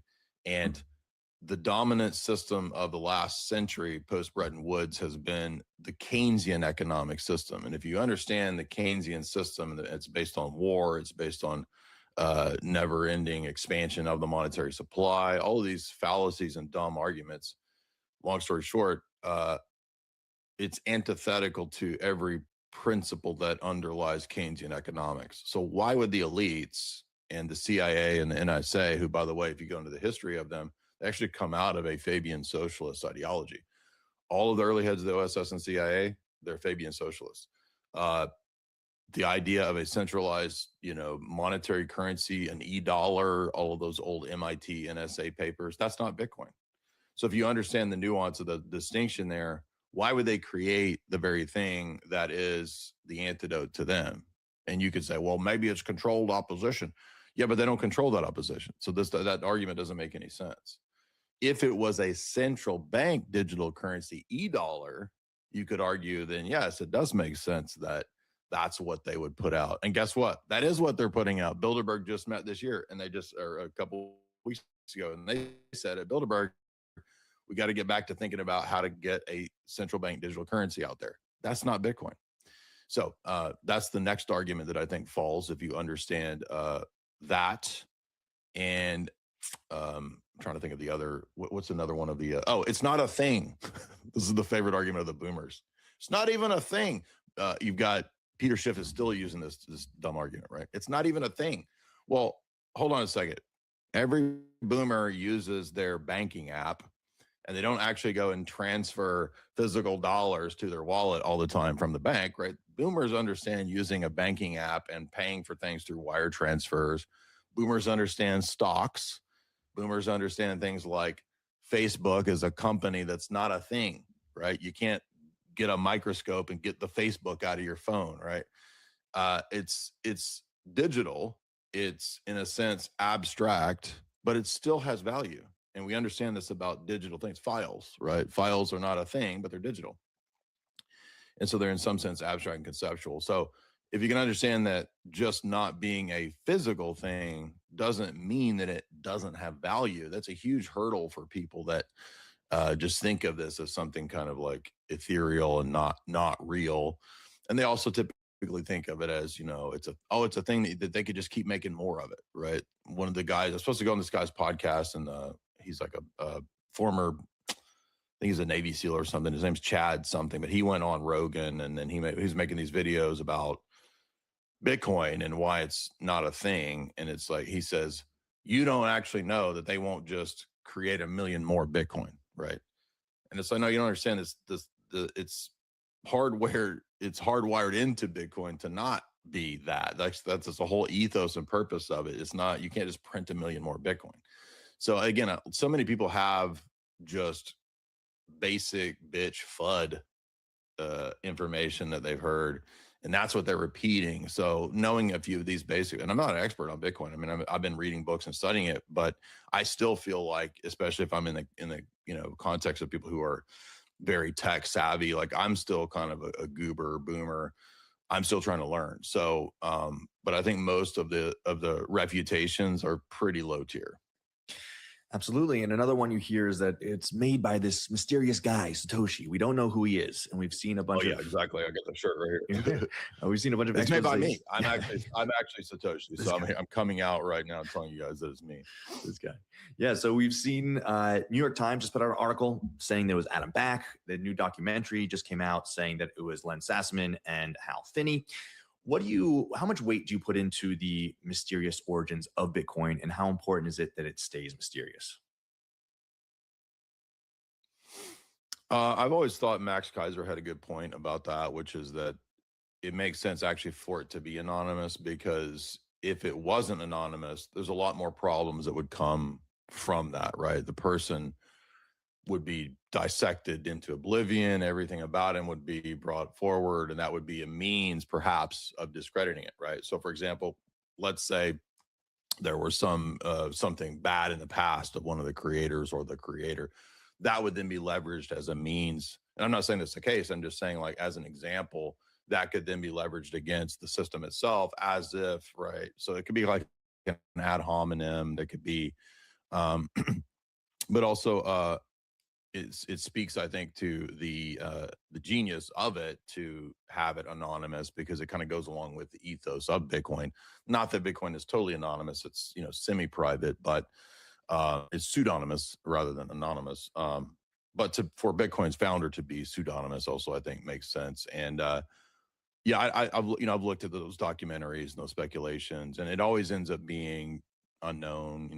The trails never really go anywhere, so I have no idea who it is. But no, I think it is actually a feature, not a bug, that we don't know the creator, because it would be a lot more it would add a lot more potential FUD. Yes, were we to know. Yes, there's no CEO to... but that's actually good. What do you think about that? Do you think that it's a plus, or do you think that it's a it's a huge criticism? It's a huge plus. Yeah, there's nobody to throw in jail, especially in the early days. It would have been a very easy way. That's an obvious one. I forgot the obvious one, right? Yeah. Yeah, they would have assassinated right immediately, like whoever was behind this. Yeah, and he stepped away in 2011, and the project has grown on its own, which is absolutely amazing to see, right? And now it's worth over $1 trillion, of course, and as the most influential people in the world talking about it. And your expertise is about outlining the coming technocracy, if it's not already here. And we saw novels in the past, whether it's 1984 or Brave New World, outline what they thought the future was going to look like. And now we're sort of in that world. And it's less 1984, and you say it's more Brave New World. People are being suckered into this control system through convenience. And I think another thing we need to hit on is screen time, screen addiction. And I mean, I'm guilty of it of myself. As you are an internet creator, we spend a lot of time looking at screens, whether they're in our hands or in front of us. How does that play into it? Yeah. And how far are we into the establishment of a full technocracy control grid around us? Yeah, great question. Usually what we do on my channel is we go through the writings of the elite, as I call it. So we read the books from these internationalist goblin people. We read Klaus Schwab, we read H.G. Wells, we read all these technocrats to see. Jacques Attali is another big one. And in a lot of the books, they will have these sort of actuaries about where they want to be in certain decades. So they have like goals for 2030, 2040, 2050. And I would say that in many ways, they're pretty advanced in terms of, the rollout of AI and all that seems to be on time. But there's other areas where they're not on the ball. And I think they will even admit this at times. You do have a pretty significant reaction, post COVID to a lot of the moves of technocratic control, such as tracking and tracing, the systems that they wanted to set up in terms of, vaccination controls globally, just really crazy stuff. And I think they kind of were damaged from a lot of that. There were several setbacks. So in areas in terms of even infrastructure, the infrastructure is not actually there everywhere in the world to have a global technocracy per se. So I think they focus definitely on, West and Western civilization in terms of really getting things in place. But we've not really seen a total move towards, giant smart cities yet. That's things that are in the plans. And I'm not saying that it's inherently wrong to have something like an advanced smart city, but what these people usually want for the smart city is rationing, or, the 15-minute cities, or the C initiatives that they had last year, where they were saying, we want these cities that have rationing for, you don't get meat and dairy, that's banned. You got to eat bugs, like all that stuff they were pushing even last year. That I think is not as far along as they would like. So usually what they do is they sort of capitalize on crises to further that agenda, right? Never let a good crisis go to waste. So I think they would need many more crises to really get advanced. But here's the thing, like, even if they're not where they want to be in some of the areas, they are going to keep pushing, right? So they're not going to stop. This is a long-term plan that's been there for a century or more, and they're not going to give up or just quit. They will keep pushing, because I believe ultimately there's sort of a spiritual darkness that pushes and promotes that sort of enslavement mentality that they have, and they're committed to it. So yeah, I think the good news is that there is more and more pushback. Various reasons for that. Obviously, there's a lot more freedom on Twitter and even YouTube, more so than there were a few years ago. I can tell you that. But at the same time, like when they met at Bilderberg last week or the week before, nobody was there protesting it. There was like two people there, Dan Dixon, one other guy. Alex talked about it. Berman's talked about it. Pretty much nobody else talked about it. And the entire agenda of Bilderberg was the technocracy. And here you have the top, political and corporate class colluding together at semi-secret meetings every year, saying we want to bring all this technocracy in. Where are we at? It's like a Spectre meeting, right? And James Bond Spectre. So that's where it's at. And they may be a little bit behind, but they're going to keep pushing. And by the way, Trump will go away and this agenda will continue. So a lot of people, I think, were distracted thinking, oh, well, everything's cool. We got Trump now. We don't have to worry about it. Well, Trump's going to be gone, and then it's going to go right back towards the push for the technocratic agenda. In fact, some of Trump's policies are even pushing it. Yeah, it's still continuing under Trump. It really doesn't matter who's sitting there in that office. Exactly. This is marching forward. And I must say that I think that you did some of the best coverage on the internet when it comes to Jeffrey Epstein. When all the files came out a couple of months ago, you were on top of it on a daily basis, going on live stream and talking about what you found. And you went deep. And this stuff is kind of scary, right? And his connections to world leaders, industry, everybody, it was way deeper than we even imagined. So what are some of your top findings from Epstein, and also address the Bitcoin stuff, as you mentioned before? I think the key issue was that, Epstein was throwing money at everything, right? So he was throwing money into genetics. We just did a big podcast last night on that'll be on my channel today about his role in transhumanist funding projects, genetic projects, because a lot of people overlooked all that too, like what exactly was going on with Zorro Ranch. So we went pretty deep into that last night, but he would throw money at everything. So the idea that because he put money into early Bitcoin Foundation stuff or other crypto projects, right, the idea that he controls them or creates them is preposterous, right? That's like saying that, venture capital investors, that throw their money at, 20 different startups. Oh, they control them and there's back doors and all of them, right? Everybody uses email. I'm sure that DARPA and the Pentagon had some role in the creation of email or something, so we're not going to not use email because, the Pentagon had some role in that. But so I think that with Epstein, you had, basically they would throw their net to try to cast anybody and anything, right? So whether it's Peter Thiel or whether it's trying to get Elon to the island or whether it's trying to get, people in Hollywood, they would try to get anybody. And then they would also try to get get their foot in the door for anything. So it's just kind of silly to think that the whole thing was like him controlling or programming Bitcoin or something like that. And then, of course, one of those emails was actually obviously fake, where he's saying that he created Bitcoin together with, Ghislaine or whatever. That was obviously a fake email. So that's just silly. But the dark part of it, though, that I think is relevant here is that it's a window into the international monetary system as an actual organized crime syndicate. That's the key thing here. And understanding that the highest levels of banking and corporate interests are working on, for example, separate intelligence, advanced intelligence to invest. So they invest based on insider information and intelligence, and everybody else invests on, normie boomer news shows, right? They don't have the inside track. So it's a gamed rigged system from the outset. Epstein pushed for all of these other things that are antithetical to Bitcoin, all these other crypto projects that he had an interest in. So he wasn't involved in the ethos of Bitcoin in the sense of freedom and, controlling your own money and having a sovereignty. He obviously didn't believe in any of that. So it's not like he was part of the Bitcoin philosophy or ethos. He's a transhumanist. He is a money launderer. He's a organized crime figure. He is a blackmailer. He's all intelligence agent. That's what this is. But again, the way that he's interacting with the Rothschilds is indicative of the exact same model of the Rothschild banking system and control. If you rewind 100, 200 years ago, they were saying the exact same things about advanced intelligence at Waterloo, which allowed them to buy up the London Stock Exchange. So it's a game rigged system. That's why Bitcoin is a life raft out of this game rigged system. Well, Jay, I know you got to run. It's a worthy excuse. You're going to Alex Jones' show. So we got so much more to talk about. Got to have you back on. Yeah, I'll come back anytime. I'm so sorry I was hard to nail down. It's just been crazy lately, but please, I love talking about this. I'll come back anytime. Cheers, man. All right, I'll let you go. But check out Jay Dyer on YouTube and X, and we'll see you soon.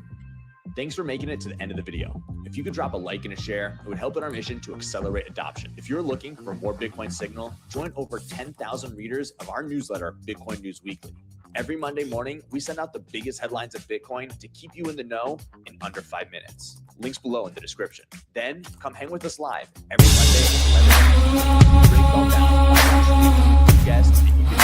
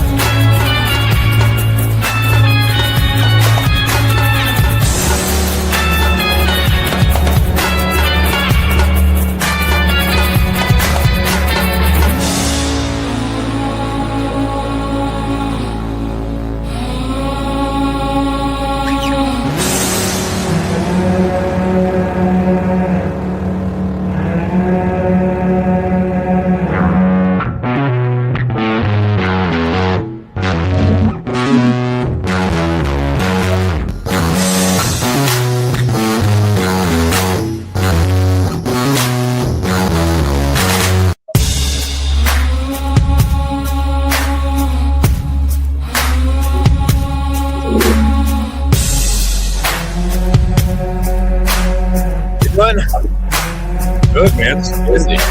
I'm here. Yeah. It's on.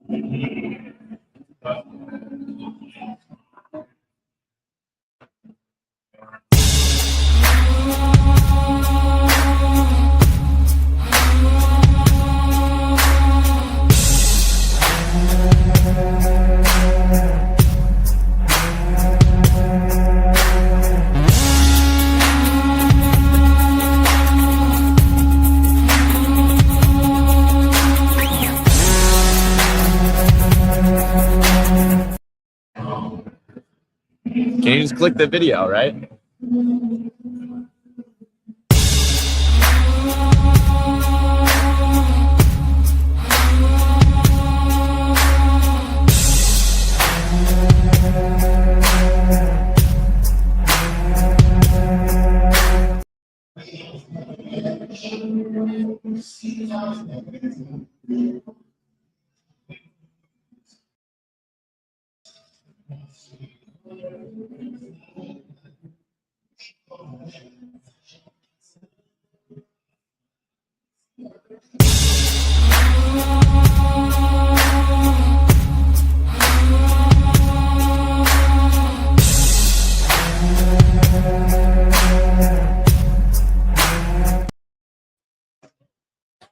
All right, everybody, welcome back to the live floor of a Bitcoin 2026 Las Vegas. I'm here joined by an esteemed guest. We've got Will Reeves, CEO of Fold. How are you doing today, sir? I'm doing well. It's always good to be here. Got the friends, got Bitcoin. It's good.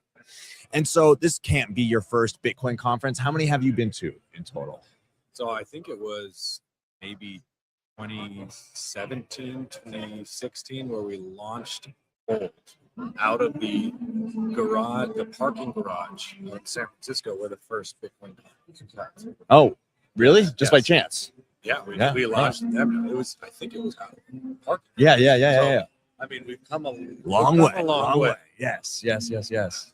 Cool, man. So yeah, I mean, you went from launching in a parking garage to a publicly traded company. Quite the journey. Yep. And especially as a Bitcoin company, right? There are very few that have reached that level as a fintech brand. Tell us, let's go back to the early days of Fold. What was your initial vision for the company?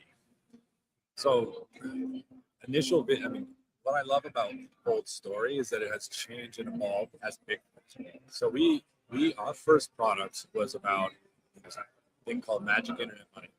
It's a lot of miners who have a lot of it, and they need to spend it. They need to use it. It's not real if it's not there. So our first product was actually a way to spend your Bitcoin at Starbucks and all of these other places. And during that, I think it happened in a Starbucks where I was sitting there. We were testing out a new feature, and one of our test customers went up to the front of the line. The transaction got stuck. 5-10 minutes. They're like, "No, I swear it's going to work." And we just watched that. Okay, they're stuck on this transaction. The line is building up. They're getting a taxable event from it. They are spending their money, not someone else's, and they're not earning any rewards. And we said, wait, maybe we have this all backwards. The problem right now is not people spending Bitcoin. It's not enough people have it. And so that was the moment where we saw everyone else in that line. Hey, they're swiping their cards and they're earning Bitcoin as a reward. That's what the product should be. It should be about a way to distribute Bitcoin to more people. And we made that shift, and the rest is history up and to the right. And since we built out a full financial platform, but it started off with that simple thing of building the wrong product, realizing it, and then having a light bulb moment. Oh, this is what we need to do. And when did you first get orange pilled yourself? So let's see. In 2012, 2013 was my first experiences with it. I'm from Northern California, wine country. My family's all in the wine business. And we had a group because we'd have a ton of migrant farm workers who were up in the area, and a group was evangelizing using Bitcoin as a way to remit back home without the middleman coming in and taking the fees. And I was like, that's an amazing tool. That's great. And I experienced it at Occupy Wall Street in Oakland after they were shutting down all the PayPal accounts, and they were using Bitcoin wallets to actually transact amongst the community. It was like, that's awesome. Was in Argentina for a while, saw people using it to escape the hyperinflation. But all these are like, I don't know if this is a great technology. I'd love to see it there, but it didn't show me where it was going to benefit me in my life. It's like, that's a great curiosity. Really, Fold ultimately became what I wanted to see. It was like, what do we do for people with a mortgage, a paycheck, everyday mainstream America? How do we package Bitcoin in a way that's going to improve their lives? And that's where Fold Rewards, all of that steps. All right, this is a little odd question, but where did the name Fold come from? Well, the first design of it was, we were all gifted. So it was a bill fold where you would have all of, and then bill went away, fold was there, and just lived. But the interesting thing is that the company had gone through so many evolutions. Yeah. And it's, in some respect, it's, when you're building a company on top of a protocol and thing like Bitcoin is figuring out what it is too, is a winding journey. So, Fold is just a reflection of how Bitcoin was scaling, what it was actually here to do, and we just evolved from it. But, Fold is like, is it reflective of what we're doing today? Not quite sure, but it was at one point and it's stuck, and it works, man. It works. We all know it. Yes. Yeah. Exactly. And were you an entrepreneur before Fold? Yes, I was. I always loved building, loved having small teams, shipping, bringing something new to the world. But I just was never. I hated the stuff that we were ultimately building for other people, right? Like I was in mobility, auto. I was in publishing, all across the tech stack, and I was trying to find like where my meaning was in my place. It was actually down on a project I was working on down at Google, but my counterpart ultimately became co-founder of Fold, and we said, let's do something we actually care about. Can we do it? And so the proof was, can we actually build a business? Which took us a long time to figure out how to actually. Yeah, well, I mean, being in Bitcoin, it's a war of attrition, right? Yes, and if you can stick around long enough. Oh my God. Anybody who's still here after 4 or 5 years, in my book, is an OG veteran. It's like, you've gone through it. Absolutely. Well, yes. I mean, I was first exposed to Fold in 2020, of course, and that's when the wheel was all the rage, right? Yes. Whose idea was the wheel, and how did it blow up to the state it did? I mean, so the wheel came from two places. Number one, Bitcoin faucets had a storied place in Bitcoin history. I think it was Gavin giving away 5 Bitcoin just for solving a CAPTCHA. And, his thing was, Bitcoin has a distribution problem. Let's just give more Bitcoin away. And that really resonated with me and the mission at Fold, what we were trying to do. And, of course, we can't give away 5 Bitcoin these days. So we give away 5 sats, 10 sats, 20 plus people have won a full Bitcoin. Wow. But it really was there of like, hey, we had this incredible thing. Now that project was shut down. Let's bring it back. And then the wheel was there. And obviously we're a business too. We weren't doing it out of the full goodness of our heart like Gavin was. But it was also to get people thinking about Bitcoin every day, but not necessarily.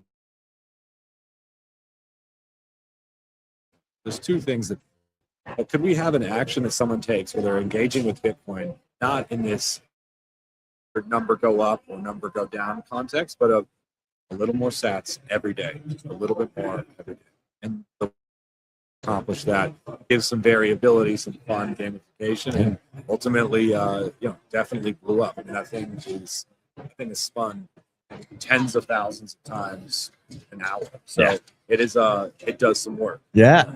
And so, I mean, that was part of the gamification, the stickiness of the app, right? How much thought goes into a fintech app when it comes to how do I get users to open it up multiple times a day? Like, what is that process like for UX design? I mean, so my background was in payments and rewards. So I had known the power of rewards for changing behavior, getting people to adopt new things. And one of the hardest things to change about people is what their money, their financial behavior, like very ingrained, typically handed down. And so for us, we said, to bring Bitcoin Center, we have to be top of mind. We want to continue to be in the picture. So we have experimented in many ways of how to make that connection, but ultimately it was what really solidified it became a family affair. So families would report spinning the wheel together. They would, if a kid was, did their chores, they would get to spin the wheel. And we never thought of it in that context. It became from something where we thought was, okay, let's just get someone to open the app every day. So now we're like, oh wait, this is like a family tradition that's created. This is much more deeply ingrained. And so that was surprising in that one. But in this world, you got your little kind of 6x3 screen. Everybody's competing for your attention, and giving away Bitcoin does work. It works. It absolutely does. And so you guys have had to change and pivot, as anybody in modern business has to. Talk about the mindset it takes as a founder to be nimble like that. I think number one, it is a recognition that I have to operate in the real world. I would like a bunch of things to be different, but ultimately, I have what I have in front of me, and the people around me, and the context that I'm in.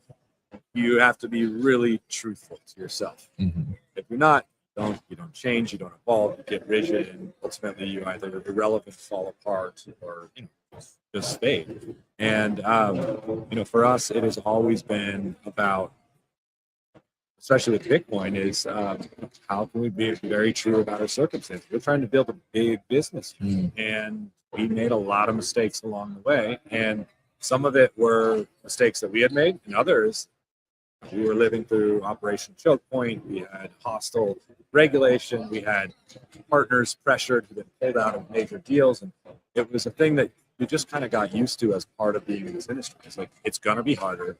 You're going to deal with things that are far outside of your control coming in, but just be very honest every time. Don't delude yourself. And ultimately just try to be good to the end customer. Ultimately, like you said, we've had to pivot and evolve in very big ways. Sometimes not great pivots, but we were forced into it. Other times, it went the other way. And for us, I think it's just about being truthful and trying to build a good product and just being genuine to the team and your customer. Yeah. And part of building a big company, as you said, is going public. Was that on the initial roadmap from the very beginning? And what is that process like as a Bitcoin company? Wasn't on the roadmap from the beginning. Fold always was I want to create a place for people to build who want to live a great life and are serious about making, doing the best work of their lives. Hopefully I can make Fold as a place to do that. And that was the end of the plan. Just like, let's just do that. Let's just build good things and live good lives together. And let's let Bitcoin do its thing. But as we went through things like we just talked about, Operation Choke Point, partners coming in and out, the spotlight going on the worst actors in our space, and them getting all the funding, attention, everything. Many of them went public, and we just had a very different approach, and probably sometimes to a fault. Where we didn't take shortcuts, so we didn't integrate things that probably would have made some good money for us, but just that wasn't in our plan and in our vision. And so going public really was about, there's an opportunity for a true Bitcoin company that is offering real services that are benefiting people's lives. It's not based on extraction. It's based on a new way of dealing with money, long-term saving, financial stability. And if we're able to do that, and we are a public company, we will get the benefit of actually, number one, being able to partner with them, because a lot of people would not touch you if you weren't public. So it was about carving our own lane, showing a whole different aspect of this crypto world, and ultimately unlocking it because of the trust that comes with it. All of my headaches of running a public company with the audits and all of that is really just, that goes back to transparency for partners who want to work with us and customers. It's like, let's go be fully transparent of how it works, how we're doing, and from there, that transparency is going to lead to trust, and that has opened up a ton of opportunities. So it was a lot of work to get there. On a personal level, as a CEO, what's the difference between running a private company and a public company? A lot less freedom. Yeah. A lot. Yeah, you can't use the Twitter accounts in the way I used to. I'll just say that.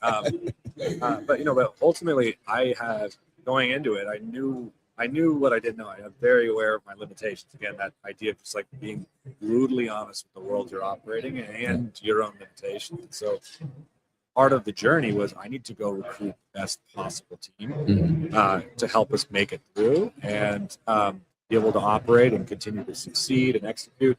And so I think I took that so seriously that I got such a stacked team that my life has acted like it's been okay. It's been great. And I would say besides the muzzle on, being able to, have fun on Twitter. Yes, have fun on Twitter. Things are pretty much hard. Cool. All right, so that brings us to the present day, and you guys have a bunch of different services that you've never had before, right? And one that's been hyped for a while now is this credit card. Where are we with it, and how long until it's everywhere? Because I think everybody wants a full credit card. The first model that we did on releasing a credit card, I think we did in 2019. Yeah. So we've been pursuing this product for a very, very long time, and we finally got it out. We partnered with Stripe and Visa, and once we get through a couple billing cycles, get the kinks, ironed out, the bugs fixed. This summer we're going to get to go full GA, general access, get it out to everybody. But for us, the feedback so far has been amazing. We're not only seeing new people come to the platform because of it, but we're also seeing people who are like, hey man, I love the debit card for a while, but the prepaying, the managing, that's annoying. And so we're seeing old customers come back. So it's exactly what we wanted to see. And now we're in scaling mode and going back to the why public and how all the evolution of the journey. We were on the finish line of releasing this card exactly a year ago at this conference. And our partner, 15 days before the conference, was acquired by a major company, and they proceeded to shut down the entire business. So that is a good example of the entrepreneur's life and the unexpected things that come in, and the thing that you were on the finish line working on for 6 years taken away. And then what was our response? Immediately next day, let's get back on it. Let's pull this thing together, and we shipped it a year later. So it's a year delay, a lot of battle scars, but it's an incredible product, and I'm excited to be able to start scaling. And the rewards on the card are up to 4% based on how much you buy Bitcoin with us. So 1.5% minimum, up to 4%, and that's in addition to all of our merchant partners, Uber and Amazon, that you can get additional. On Fold, you can also earn rewards on your mortgage payments and bills. And all we ask for there is just buy your Bitcoin through us. And what we see is our customer base is both either entirely living on Bitcoin, zero exposure to fiat, and then we have on the other side people who are just getting started, earning a little bit out of time. And our products are diverse enough to be able to accommodate both people, either perspective. Yeah, 4%'s a lot. 4% back in Bitcoin is a lot. Yeah, that's amazing. We've given away $70 million of Bitcoin rewards. Wow. Had we just said, hey, let's just be a cashback debit card, we would have given away under 20 million. Bitcoin doing its thing. Yeah. Changing lives. Over time. And then also you are doing Bitcoin, it's for businesses too, right? Yep. You worked with Steak and Shake. What's that program? So this is one of my favorite products we've done. It's our first foray into supporting businesses. So you're in a Steak and Shake hourly employee. Every hour you work, you're getting dropped 21 cents of Bitcoin that vests over 2 years of time. And you get full access to the full platform. So you get your paycheck into Bitcoin, you can use a credit card, debit card, and you're accruing your bonus over time. And this is going to introduce Bitcoin in things that are very interesting about it. It's going to introduce Bitcoin to regular people who probably don't even know much about it. It's going to introduce it to young people, hourly wage, entry-level workers, and that's exactly the type of profile of who can benefit. Those people who are young, they may not have a lot of assets or money today, but they have the benefit of time on their side, and that's the thing that Bitcoin rewards. And I'm confident from what we've seen on our customers who have, they bought, I think it's Matt Odell bought a whole new Callaway golf set with Fold maybe 2018, 2019. The rewards he earned on that is now worth more than the actual set. Yeah. We're going to see the same dynamic happen with these hourly employees getting 21 cents Bitcoin on top of their payment.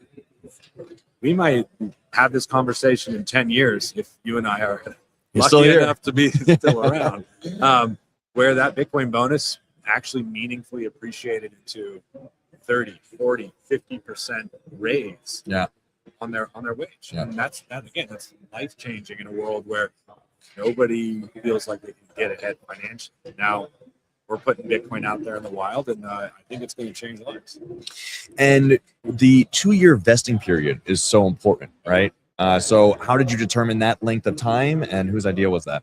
So for us, when we built this, we said we want this to be relevant to all business. So every business has different goals on who they want to recruit, how they want to retain. Are they an hourly or salary worker? It's just an end of the year bonus. So we made it very flexible you can tailor it to however you want.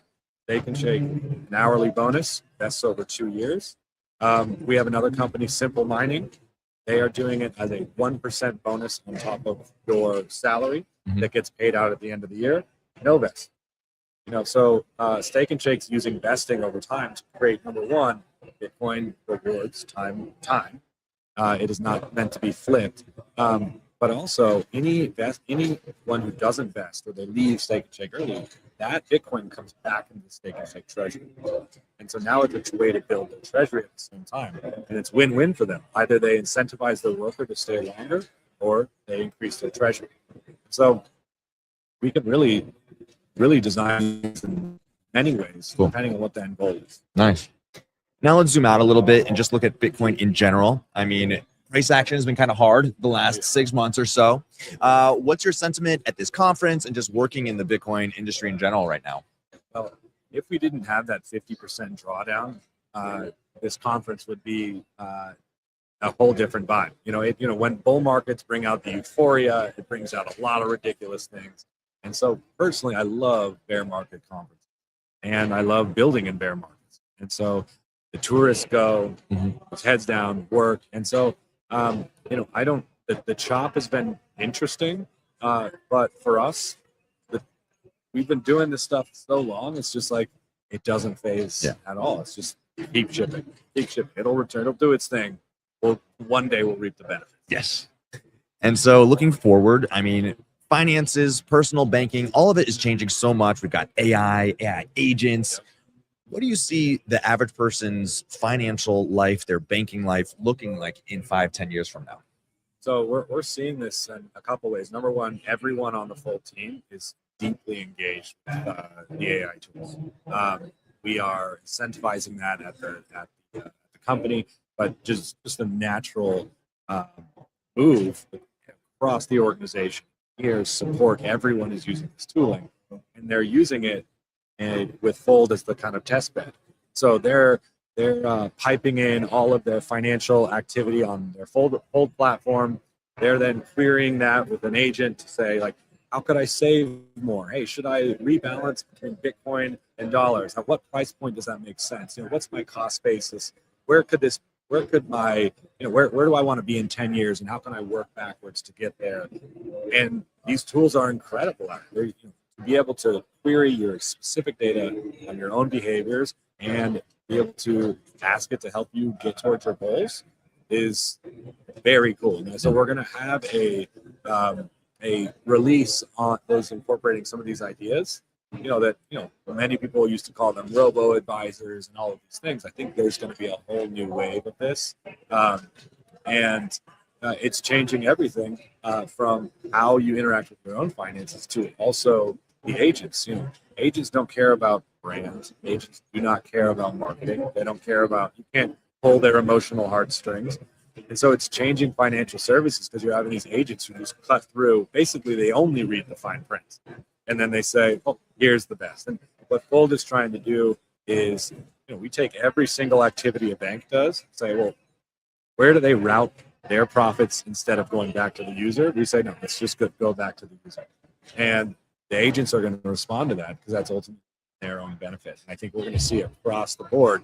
You can no longer hide in fine print anymore, and truly good products are going to surface, even if they don't have the been in the market for 50 years.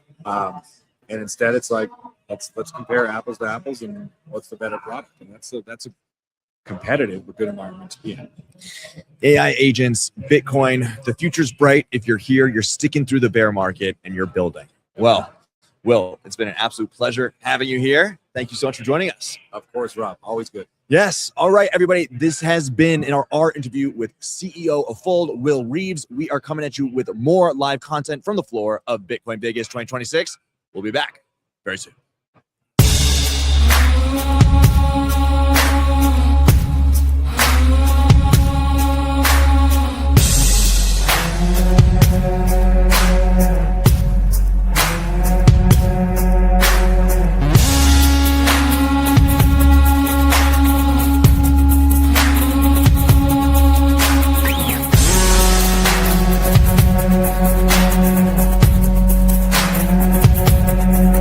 Yeah.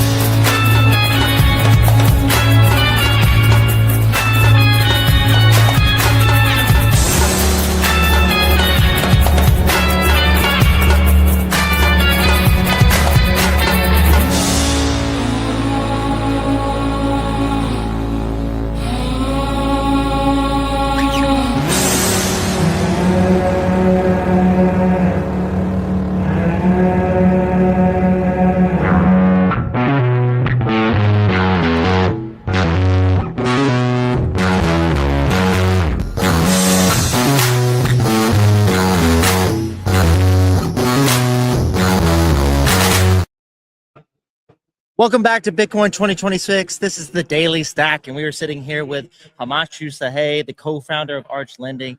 Himanshu, how you doing? Good, man. How are you? I'm good. We have been talking all week. We talk pretty often with my co-host Halston about all things personal finance. How do we get Gen Z excited about Bitcoin? How do we get the people that feel like they're too late, that they can't buy 0.5 Bitcoin, 0.75 Bitcoin, and really get out of the economic class that they're currently in? We like to be, obviously, we're Bitcoin only, we're a Bitcoin show, but we want to find ways to get creative and to give people hope that they can get ahead. So excited to sit down with you. There's a few things we'll talk about, but first I want to ask, how's the conference been for you? Fantastic. I mean, this is day 3, so pretty tired, but it's been incredible and tons of events, tons of good energy. I'd definitely say it's more quality over quantity this time, which is good. People here are really serious about what they're talking about. There's so many new strategies I've learned about here, which even I didn't know about, which is fantastic. And just lots of good stuff we can take away from here. Yeah. And one thing that's consistent, I know Halston, co-host, goes in and does a ton of STRC content.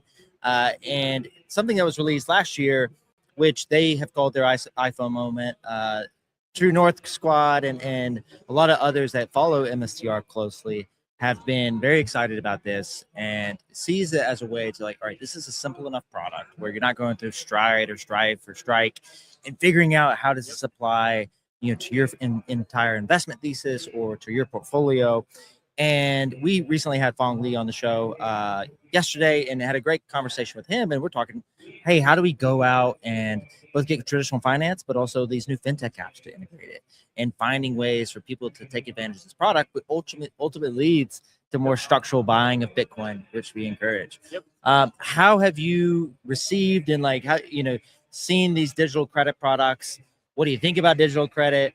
What's been your thought of like how this plays into the ecosystem, just like how Arch does? Yeah, I think digital credit is the biggest opportunity in Bitcoin right now for people that like us who are operators, people who want to use the benefits of it. I think people who think about Bitcoin today are not thinking about it just as let me buy and hold Bitcoin. How do I extract value out of it in different aspects of my life, right? So you can buy and hold Bitcoin, and you should, but there's many more things you can do. The whole reason Stretch works is because it's so beautifully simple. Yeah. And Stretch, as we know, is the biggest bit in Bitcoin right now. So it does solve all your needs of, hey, we're keeping a strong bit in Bitcoin, but then also we're able to get the benefits from it. We've learned about a lot of different strategies that our clients employ with Stretch. There's a few basic ones. Let me kind of go from like simple to kind of more complicated, more interesting. And I'll tell you where we're going to play in that space as well. So there's a lot of clients that, you know, have cash, and then they'll put that into Stretch, live off the dividend. And it's 11.5% today. If you want to get a little more aggressive, you can go to State of Strive. That's 13%, I believe. Yeah. And there's different like parameters and use cases for both. I think you can also combine both and get to a more interesting number. Now, the interesting thing with Stretch, you don't actually have to hold it the whole time. Mm-hmm. You can buy it on the 14th, get the dividend on the 15th, sell it on the 16th, and do it again every single month. So you can be very creative with how you want to do it. You can either set it and forget it, or you can move money in on the 14th, sell it on the 16th, come back in. Stretch is doing a fantastic job of keeping the price stable. So your buying and selling isn't really going to affect the price that much or at all, in my opinion. So you can get very creative there. Now, there's people that are using credit, and I mean, this is digital credit. Yes, you're getting yield, but there are people that are using credit against Bitcoin or other assets to get into this. So one very good strategy is you can borrow against Bitcoin. Rates today are much cheaper than they were a few months ago. We have our rates down at 8%. In fact, if you're listening here, we have a promo code for 1.5% off Bitcoin 2026. You can apply that on our One day left, right? Well, I think we'll run it till the end of the week. So, like, you're comfortable using it. But if you have that, you can actually borrow very cheaply. Use that money, put it into Stretch or Zeta or whatever else. I think, like, Stretch and Zeta are the two easiest ones, the ones you should look at. You're borrowing at, say, 8. You're getting 11.5, risk-free, essentially. And as long as your LTVs are comfortable, you can run that trade a number of times. Right? You can either have it as a set it forget it thing, or you can do it every month. And it's a very good way of accessing a return on top of Bitcoin. So now you have the Bitcoin appreciation. You have the delta between the interest rate you're paying and the yield you're getting. And you can just keep doing that to fund your lifestyle, and just get more out of the Bitcoin that you already hold. I think that's a great trade, and we're gonna play in that space very soon.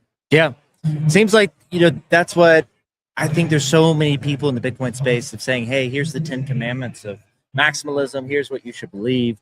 And for people that follow it, I think a lot of the best holders are the ones that have a lot of Bitcoin, that started with a lot of Bitcoin, and that's just really not resonating with our entire audience. And I think you have to be open-minded, creative. You also need to have good risk management. You need to go do your own research always. Don't trust but verify. But I think having an open mind like you guys have towards Saylor and what he's doing with digital credit is probably the way of the future and to increase adoption. I think people who have had the same ideas on what Bitcoin should be from 10 years ago and haven't changed, haven't adapted with the industry and haven't adapted with what people actually want. It's true that those people have a lot of Bitcoin, but someone starting out today who's maybe in their 20s, has their first, second job, frankly, is not going to be able to buy a full Bitcoin for a while, right? And it's just the truth. So how do they get the benefits of Bitcoin? There's these other products. And I think we're going to see a lot more innovation in what you can do with your Bitcoin moving forward. I think in credit itself, we've seen so much innovation. We started off with just open collateralized lending. That was the first product, and we had that for many years, and that still is the flagship. But now we have so many structured products around it where you can do so much more with your Bitcoin. There are use case specific that are for individuals, for businesses, for treasuries, whoever is the borrower. There's different use cases for everyone. And with digital credit, we're going to see so much more.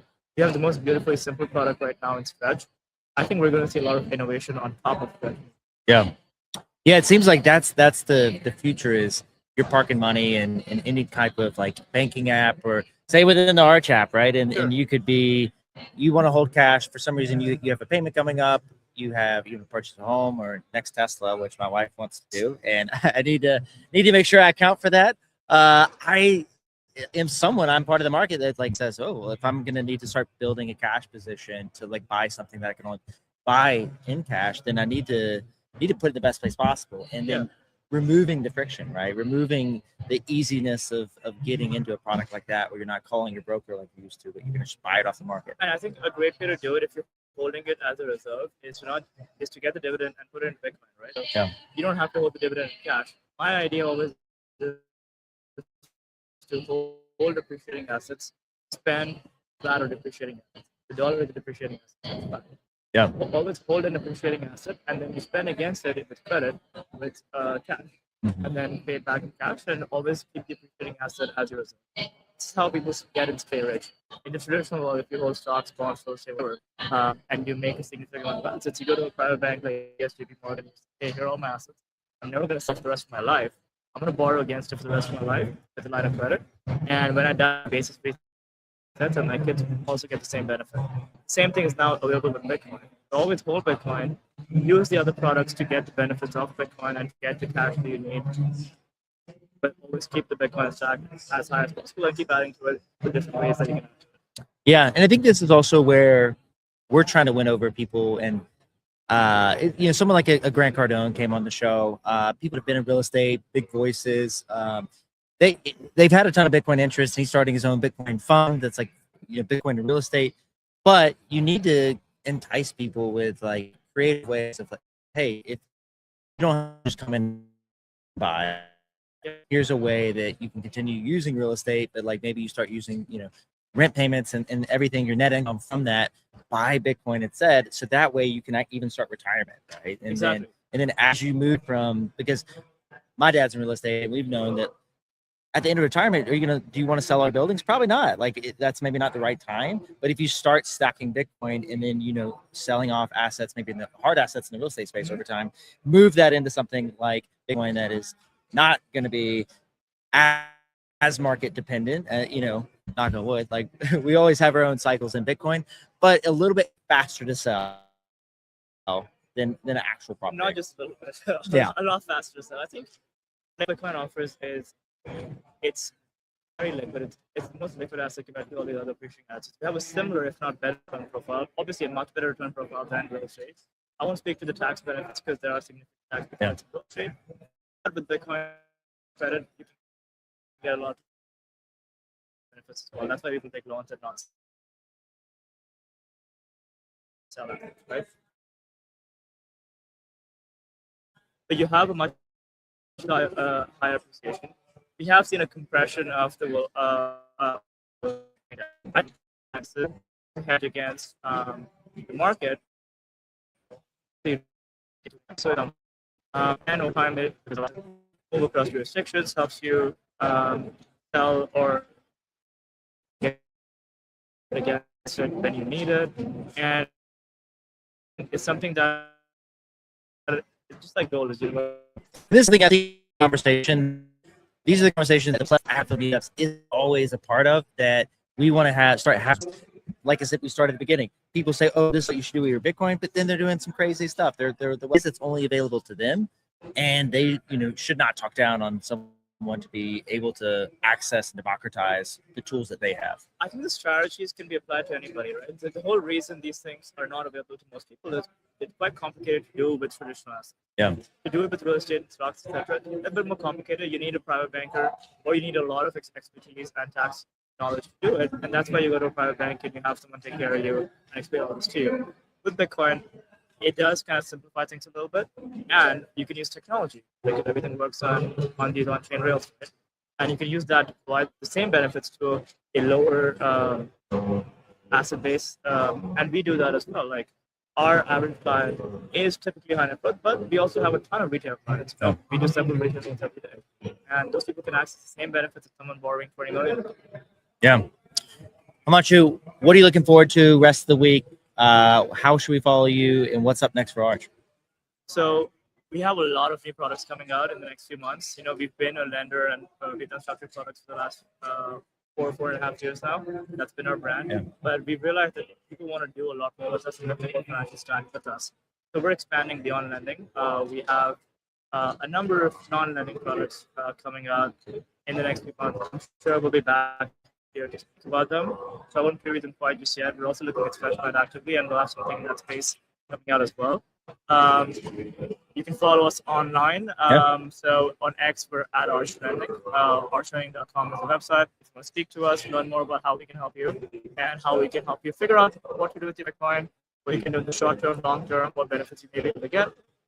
You can book a call on the website, and someone on the team will help you, no charge, figure out what you can do. Amazing. So we'll be keeping you posted. We're definitely Halston. She's going to talk about the stretch side of things, STRC, how Arch is working in that space, and we always love open-minded conversations, and we're excited about where this takes us. Awesome. Thank you, Jody. Himanshu, thank you.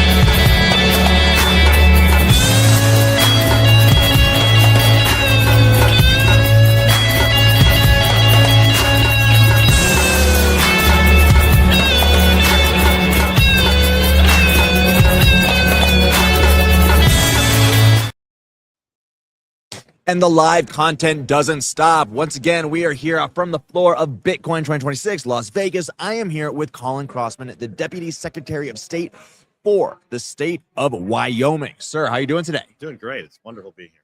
Yes. And so we were chatting, and you told me that, I mean, you have this illustrious position in the state government of Wyoming, a very Bitcoin-centric state, but you were a Bitcoiner before you started government. Oh yeah. I actually got into Bitcoin early in about 2011. Now I don't have any of that because I bought a motorcycle, but I came back to it in 2019 and then moved to Wyoming because I wanted to get into the Bitcoin space as a job. Yeah. And eventually, just one thing led to another. The state of Wyoming needed somebody to help out and understood all this stuff, so they hired me on in the Secretary of State's office to do business regulation, and now I'm the deputy secretary. Wow, very interesting. How did you find Bitcoin in 2011? So my wife and I had hotels, and I was working night shift, and I saw the Slashdot post, one of them anyway, and thought, this is cool. Let me play around with this. I got nothing to do because I'm it's 3 a.m. Yeah, every morning. So I had Mac Minis, and I installed the mining software on the Mac Mini for the CPUs and just had it going. Wow. And just didn't really know what I had. It's like, oh, this is fun. And then I went back to playing EVE Online. And then I was like, oh, I have some money here. Let's buy a motorcycle. Yeah. And I sold it all on Mt. Gox. Yeah. Boom. And then didn't look back until 2019. And I was like, oh, that was a dope. But so when people come to me and they say, if I knew about Bitcoin back in 2011, I would be a billionaire. It's like, no, you wouldn't. You would want a house or a car or a motorcycle or something.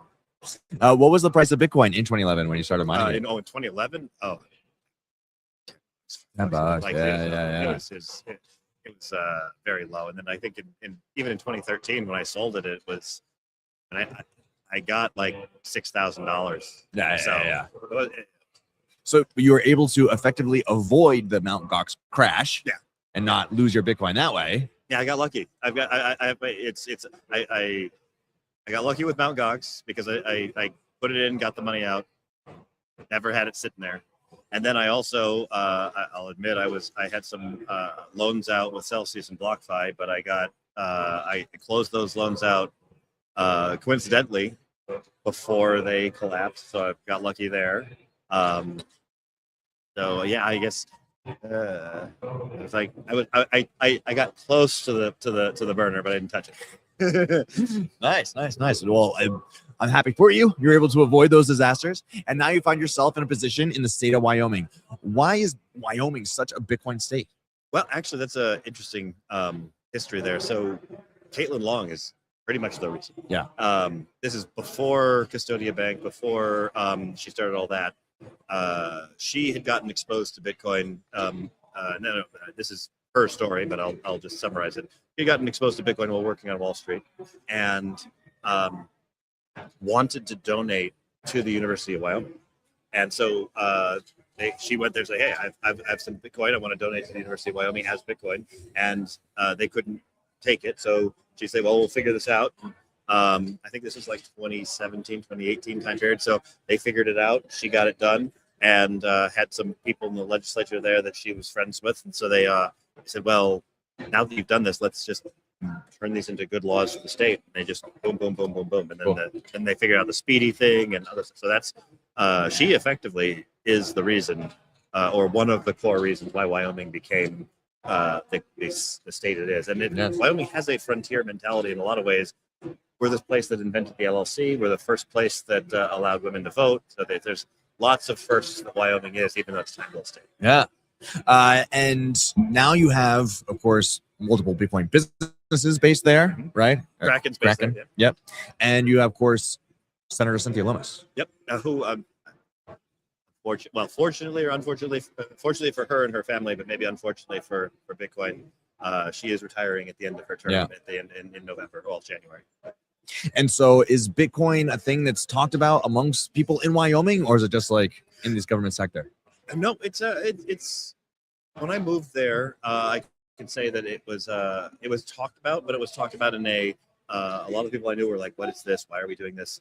This is weird. Like, I remember going into a room of politically active people in Wyoming, and They were like, well, Bitcoin is the devil. We need to stop it. We need to roll back all these laws. And I'm like, hi guys. I don't know what happened to make you think like that, but I moved here because of those. And so I'm happy to tell you why that's wrong. And so they said, well, fine, we'll have you next time, and we'll give you 2 hours, and you can talk. We got there, and actually, that's the first time I actually met Caitlin.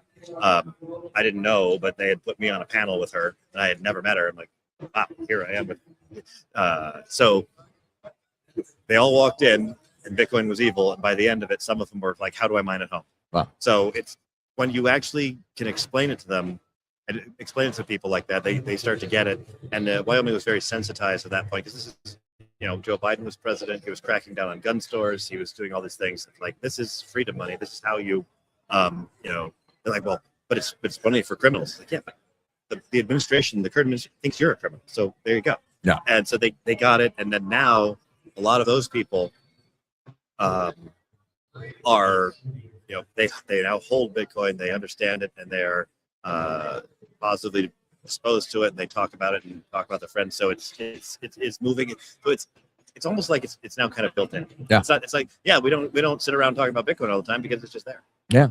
And what benefits do companies like Kraken have by being established in Wyoming? Well, we have a couple of different laws that are positive for Bitcoin hodlers, and that's one of like, it's a lien washing. So if you were to lend your Bitcoin or have it a lien put on it, then were to spend it just like cash. So if you can put a lien on a bank account, right? But if you spend the cash out of the bank account, the person you gave the cash to doesn't have to worry. But if you do that with a car, the person who buys the car might be subject and have to deal with the lien. Or like a mortgage, you can't sell a house with a mortgage on it. You have to deal with it. And if you do, the person who takes the house has to stuck with the mortgage. So a lien washing rule allows you to have something more like cash, where it's fungible, so it comes in and it goes out, and the liens don't track with it.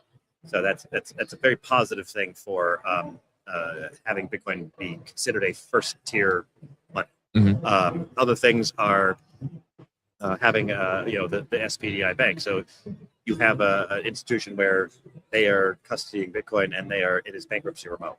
So that was a problem with Celsius, where the bankruptcy state considered the Bitcoin for all of its holders as not bankruptcy remote, and that was part of the bankruptcy estate, and so they just took it. Mm. Like even the people who use Bitcoin as collateral, they just took it. So that those kinds of things regularize Bitcoin and make it a more favorable place. Plus, we have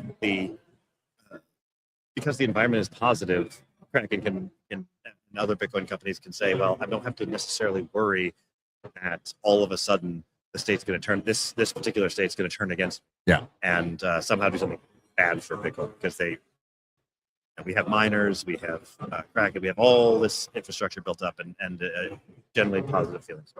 And is there any regulation that you're working on right now to push it even further? Nothing. So our legislative session is very, very short. It's only it was 30 working days this year, and it's going to be 45 working days next year. So it's like January, February, March. That's it. I'm thinking that we might see. So 2025, we tried Bitcoin reserve for the state. We were the first state to put one up and the first one to have it voted down. Yeah. So we may take a run again. I'm thinking if we do, we might do a little differently. Instead of going a full-on state level, we might just make an authorizing legislation that allows municipalities and counties to hold. And so we're not forcing anybody. We're not directing them. We're just saying, hey, by the way, if you want to, go right ahead. Yeah. Because the state of Wyoming, we have a permanent mineral trust fund. So we have a lot of investments, and so the state actually can and does own Bitcoin now, Mm-hmm. just not explicitly and not self-custody. But our municipalities, they're the ones doing road improvements. They're the ones who really feel inflation. Mm-hmm. So why don't we let them have a hedge directly? So that's kind of my thinking there. Other things, it's just I need if there's a good idea that somebody has, maybe we'll run that down. Yeah. This year and again next year, I was working on some First Amendment stuff, which is not directly Bitcoin, but it has Bitcoin implication. You've got privacy issues, Wyoming is of course very, very privacy focused, and I will do everything I can to make sure that is maintained. Mhm. Because we do have people in Wyoming and outside of Wyoming that are trying to chip away at that. Yeah. Can't have that. So a little bit of defense might have some proactive things if there's something that is interesting, and maybe a run at the strategic reserve again. Nice. And why did it get voted down? So well, without getting into too much inside baseball, there was the office of the treasurer doesn't like having investment decisions directed by the legislature, even though it wasn't really that, because we just the strategic reserve bill that we had is the treasurer shall buy between 0 and 2% of the reserve. Okay, so that means you don't have to do anything. Yeah. But he just didn't like it. So, but interestingly enough, a gold strategic reserve passed that year, but it was also the 4th or 5th time they took a run at it. So, I think that's really, with these kinds of things, you just kind of keep beating it, Yeah. and eventually it'll happen. So, the state of Wyoming now owns some number of gold bars in a safe. Cool. Well, Colin, I think you embodied the Bitcoin spirit. You've been in the game for a very long time, and then you moved your whole entire life to Wyoming to go and pursue Bitcoin even further. So I appreciate the work that you do, and look forward to seeing what Wyoming does next. Excellent. Well, I'm hoping we're doing something flashy, and I'm sure everybody will know when we do. Cheers. All right. Thank you. Thank you. All right, everybody. We are going to be back in a little bit with some more live content from Bitcoin 2026.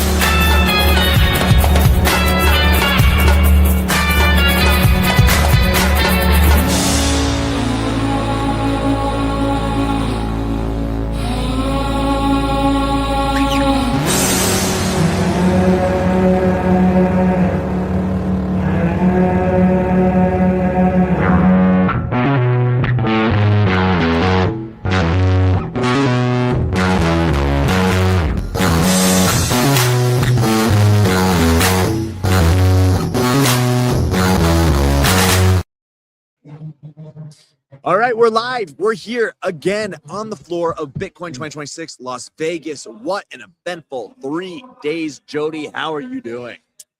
I'm a little bit gassed, right? We've been talking. We've been having a good time. We haven't put the brakes on once. I don't think the brakes have ever been applied. But we're having a really good time. I think, honestly, just spoke with someone from my Ben Bitcoin meetup, catching up. Him and his wife are here. They're having a good time. And there were some concerns, really, around Bitcoin price almost breaking through 79K. I tweeted it out, and I ate my words. It did not keep going through 79K. It came back. We were concerned about what were the crowds going to be like. And it's been solid. I think that the resiliency of the Bitcoin community coming in and showing up, having a good time, making it not about price, but about everything else, self-sovereignty. We talked about the war, how in the future Bitcoin can change that, change how we approach war, and then the future of our kids. How can they save? How can they build wealth? What is AI's impact going to be? So much that didn't have to be just pure financial incentive. Yeah, it's been a fun 3 days, absolutely. And as a live streamer, I don't think you're allowed to say that you're tired, dude. It's not how this game works. We are nonstop machines providing you with the content you want, you need. It's been fun. It's so great to see everybody that you meet over the years at these conferences, to be able to sit down with some of the big names. You know, there's like Will Reeves, CEO of Fold. Like, that was awesome. That just happened. We got some more, a little bit content coming up after this. We're going to record and then release later. But Jody, I mean, this was an experiment. We didn't know we'd be able to live stream from the floor when we first got here, and it worked out splendidly. Yeah, we're trying to bring on some treats. We're trying to bring on as many guests as possible. I think 27 is a decent number. Yeah. You know, there's a fair amount of people. Next time, we want to get a few more plebs. We'll be in BTC Prague. Our friend Lev is going to be there. Next Lev Bitcoin, and we're going to be doing some pleb talk. Pleb talk. This is Jody's dream, just all pleb talk. Yeah. We were at Las Vegas last night, just scouting, doing journalism, researching. Wow. What should we be talking about at Pleb Talk? And we're excited The about best it. plebs, the hottest plebs, the coolest plebs. We'll be on the show in Prague coming up in a couple months. But yes, I mean, what's my biggest takeaway from this week? I think it is that Bitcoin's here to stay. I mean, we knew that as Bitcoin diehards, but I think it's also just reached this level of social and cultural saturation where you cannot ignore it anymore. It's no longer this weird fringe thing, but us Bitcoiners, we're the weird fringe ones, right? We keep that weirdness here, but in the wider context of everything, it's accepted. And I think that's what Bitcoin needs on this next step of evolution towards becoming the world reserve currency, a neutral one, unlike the dollar. My biggest takeaway is on the cultural side. I think you've had conflicts in the past, but where Bitcoin should go, what the tech should be, you know, small blocks versus big blocks. You have core versus knots. I don't think I've heard more than a sentence about core versus knots, maybe a joke. But I feel like the community's never been more unified than it is right now. Unified, but we had Lauren Rodriguez, wife of Keone Rodriguez, Samurai Wallet developer. She was on the show. She was explaining her story and what all she's advocating this week. I haven't met anyone that's against Samurai getting pardoned. I feel like this is the best place to find that unity, find that connection, and it's exciting to see. It's not politically driven in the U.S. and other countries. People are very divided on the war and other topics. There hasn't been much division in here. I think there's been a lot of good conversations, a lot of like satisfied people, and we're waiting to see what's next. You know, we're curious. You can't leave here but be in high spirits. You get more conviction when you spend time with other Bitcoiners, see what they're doing, see what they're studying, learning, growing, expanding upon. And it's a communal effort. You know, there's no company Bitcoin. All there are us. And I think with that, we can tune out. Right? We can say goodbye. It's been an absolutely wonderful time here. Thank you so much for every single one of you who tuned in and were a part of this experience with us. We hope that we were able to provide you with an inside look with some of the biggest names at the conference. I'm looking forward to next year. We'll be back. Yeah, follow Daily Stack Live on YouTube. Also, if you missed us, we're here. We're not here, but we're live every day at 12:30 Eastern. Tune in. Tomorrow we have our macro focus show with Infra. He's going to be, I'm going to say it, he's going to be bearish about the oil, about the reserves. So check yourself. Always good tuning into infra. I do it every day, and I'm just learning something every time. So Thursday show's awesome with that. And Publius BTC keeps him in check as well. We got it in, and we want to educate you guys as much as we're getting educated. This train doesn't stop. We go live every single day, 5 days a week, Monday through Friday. Very happy to be here with you at the Daily Stack. Thank you once again. I'm Rob Wallace. This is Jody Fleming. We'll be back. So long. Until next time.